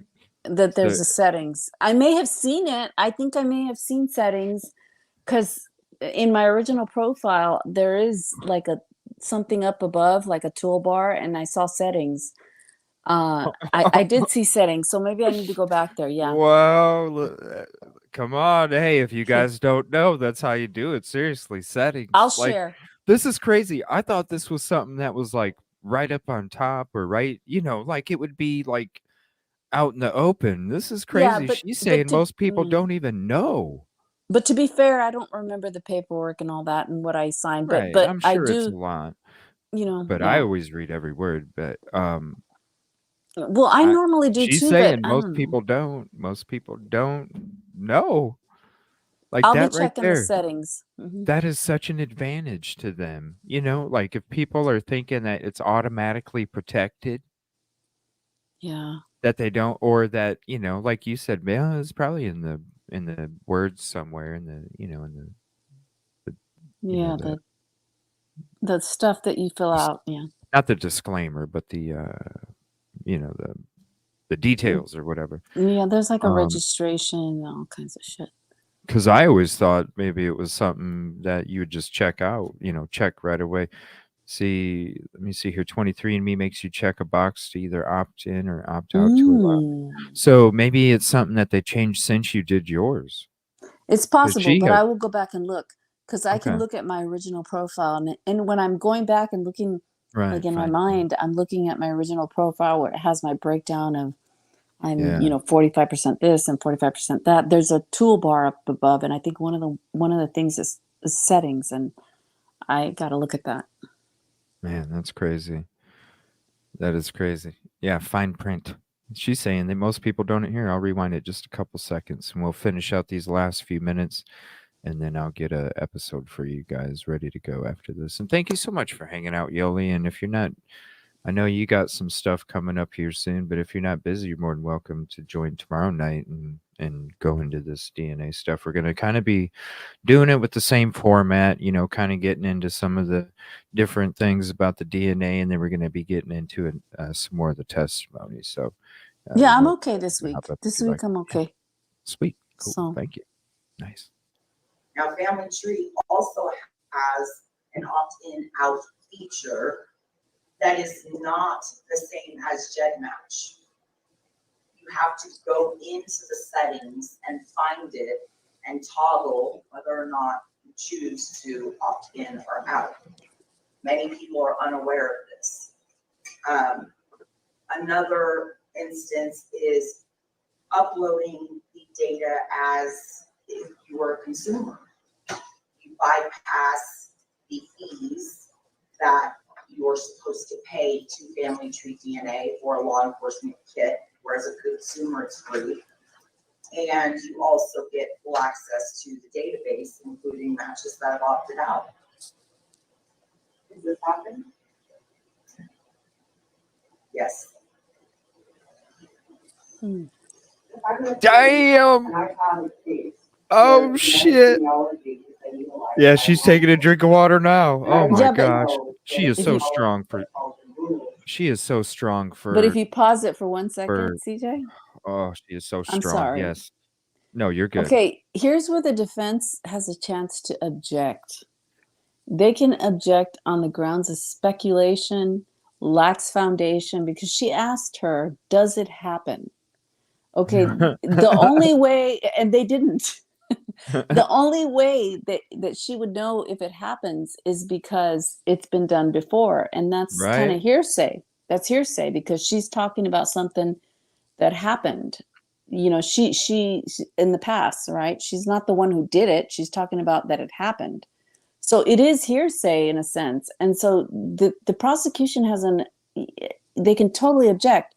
Objection lacks They weren't foundation, calls for prepared though. That's speculation. what Thompson said. He And you said they know, weren't prepared for that. but you got to be prepared for these basic. You got to be prepared for these I basic know. objections. I mean, this But is he said like, does they it weren't happen? prepared. Okay, does it happen? That means, does law enforcement do this? Now, how the hell would she know that law enforcement does this? You would have to have a law enforcement person say it, you know. So there's objections that could be made, and they didn't make them. And you know what? It's crazy to me because I would make them. If I was in the prosecution, I'd be objecting right that question right there. Objection, hearsay, calls for I know. speculation, I know. lacks foundation. I mean, Right. I would And just be going but through here's the crazy thing. This is They what you did didn't. do. You didn't cross-examine her, right? They didn't. But you That's why. did call investigators after it was over to go over there and Yeah, see what what the was hell is going on. that? You wanted to see what was going on after the hearing, but you didn't want to see what was going on when she had the microphone in front of her hand and she was I mean, come on, sitting right take a there. break. Are you Take a serious? break if you're not prepared. Take a break if you're not prepared, Really? and then resume questioning. I mean, but Right. object. At least object on behalf of the state. We weren't prepared. Like, give me a you ain't prepared. That's why, The whole damn CJ. fucking yeah, I know. That's It's why. crazy. That's why I say I don't even know. And this is just. I don't even know if the state really cares Yeah, whether Brandy one. whether he gets, you know. No, they want this Cross. shit over with. I You know what? I wouldn't be surprised if they want to like yeah, it's gonna drag out for a long ass time. It's like That's object. obvious. That's an But objectionable question. but I don't think they care whether I don't think don't they even care know whether anymore. I'm this so guy confused. after you know if they fucking botch it or whatever. I don't even think they care They about care. finding somebody else. I really don't Right. because think about this, right? Think about this. If they would have cared about finding somebody else, they wouldn't have with this fucking information. And when you hear LE and all those press conferences saying multiple suspects, the S on the end of suspects is multiple. They said it. So then you're going to tell me, right, that the last year with all this evidence that we've all been seeing and the shit just don't make sense.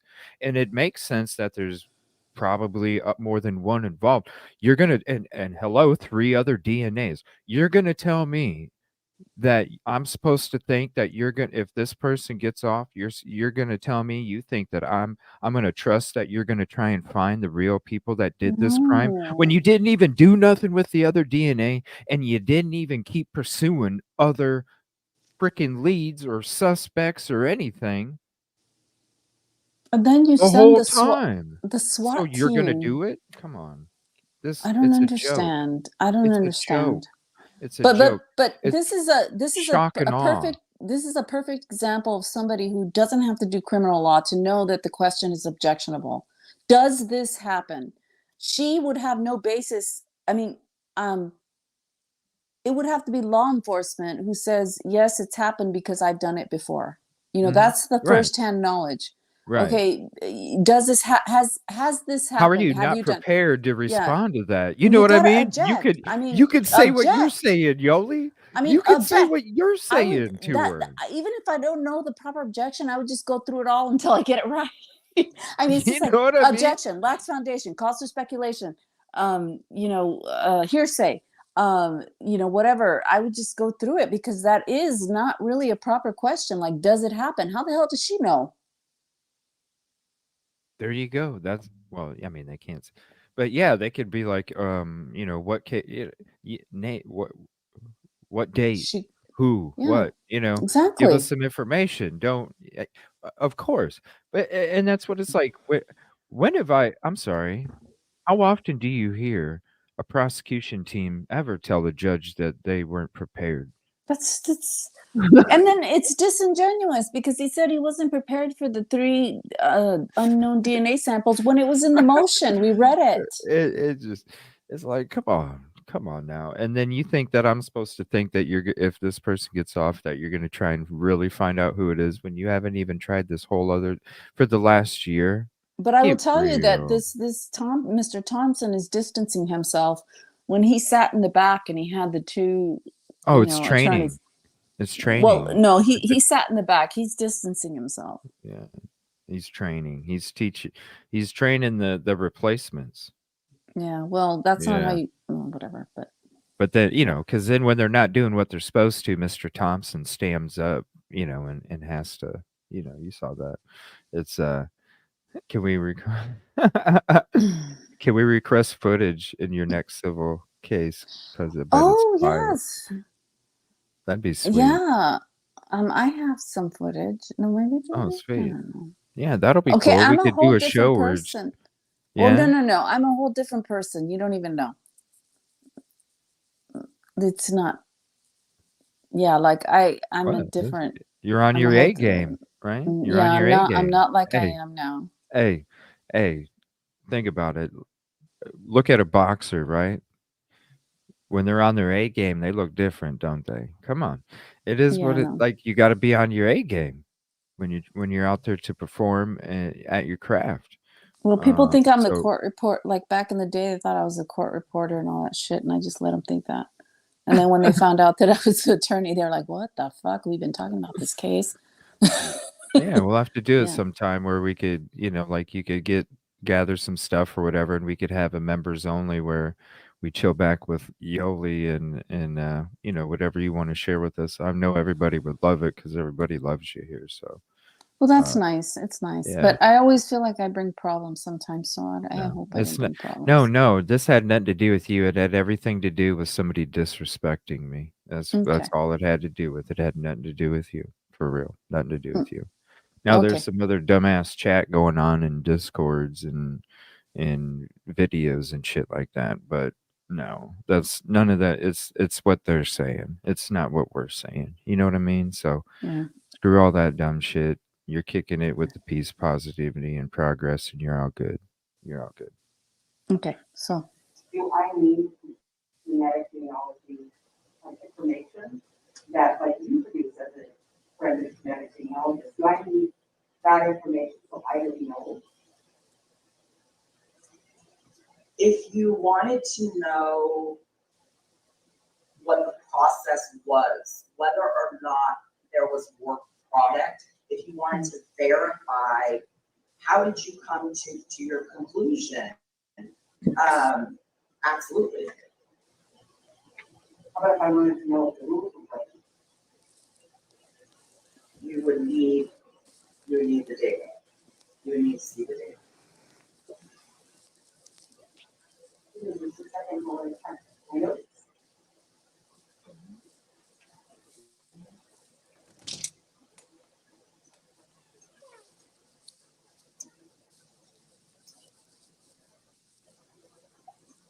You have a question about another database. Micah, is that one that law enforcement uses? Many in this industry have been known to upload to MyHeritage. Essentially, these databases, you're only bound by the terms of service. And there are workarounds in every one of the databases that somebody knows about and has told you about, or you yourself have tried. There's really no justification for it. You think you're doing the right thing, you want to help, and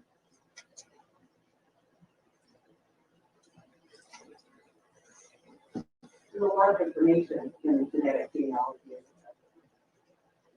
there is. It is a very tedious process, there is a lot of time, effort, and work that goes into it. In the end, what I provide to law enforcement is an investigative lead, and it is up to the agency to then take over their case and confirm that my lead is in fact correct. How does law enforcement upload my opinion? So the upload to these databases is you go to the website, you create a free account, you take the data file, you hit upload, and voila, you've got now a list of matches. It's the same as a regular consumer would do in both MyHeritage and Family Tree DNA. GEDmatch law enforcement uploads now through a separate portal called GEDmatch Pro, but there are instances of people doing work on behalf of law enforcement uploading to GEDmatch through the consumer portal as if it were a consumer kit. I wish they had the camera on the prosecution. I really do. I'm not sure if prosecutor does. Oh shit. Oh my gosh. They gotta be steaming. Oh, they gotta have the camera on the prosecution's crotch. right? Oh no. Is she even gonna look at him? I mean, they did nothing. They didn't cross-examine her. I mean, it's like they didn't even want to look. Come on. The lady's like this. I mean, come on. Oh shit. Ooh, I wasn't prepared. What was in the motion?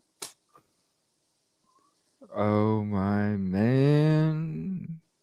What a fucking episode back tonight, everybody. Loved it. Yeah, this is good because you know what? I need to know more about the episode back. I need to know about the DNA, more about it. Well, I think I know some of it and why they need an expert for what they need and how complicated it is. And it's a tool. So this genealogy thing is a tool to get to a suspect. Even Cece says it's not science, it's art. Yeah. So how can you right? It's kind of like a polygraph. A polygraph, it can't be used in you court. charge somebody with a DP off that shit, you know? Well, like, yeah, the polygraph, you know, you fail a polygraph, that just means you're a suspect. You haven't been cleared. So the polygraph can't be used in court. So if you fail a polygraph, that means you're not excluded as a suspect. But if you prevail on a polygraph and it seems that you're telling the truth, then they won't consider you a suspect. So this is like a tool. That's what I'm gathering. And a tool is a tool. You don't get to use it like conclusively, and you don't get to use it in a court of law. So I think I'm kind of understanding that this genealogy thing is kind of like a polygraph, because polygraphs are not admissible in court. And this genealogy thing is, so far as I'm understanding, is not admissible in court. But so yeah, I'm kind of getting it, but I need to learn more.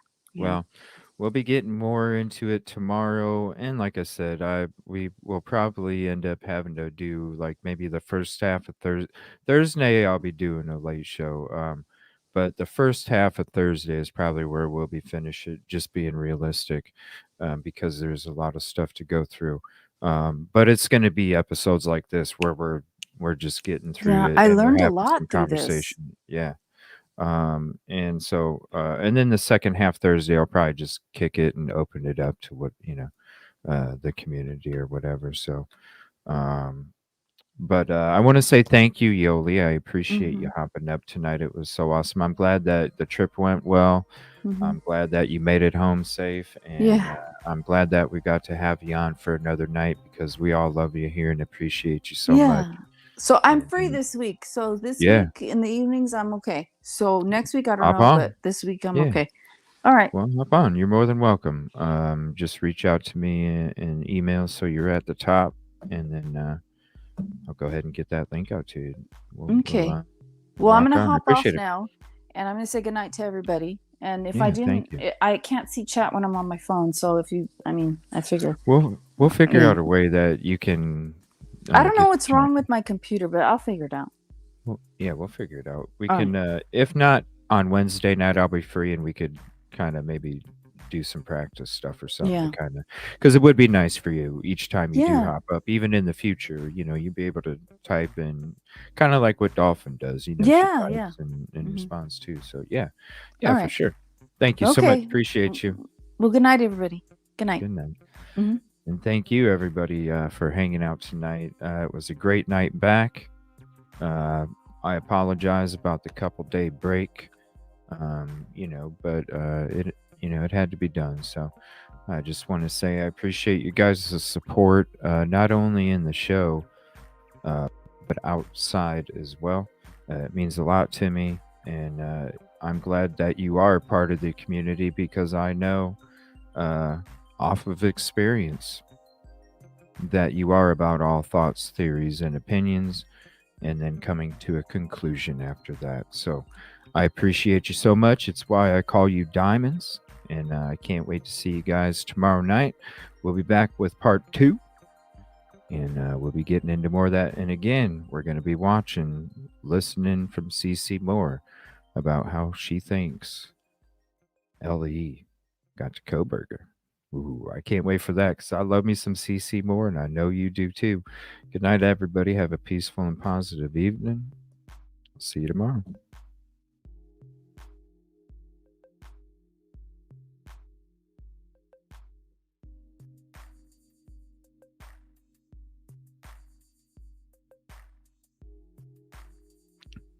Oh, and I'll be back in a couple minutes for the police simulator, okay?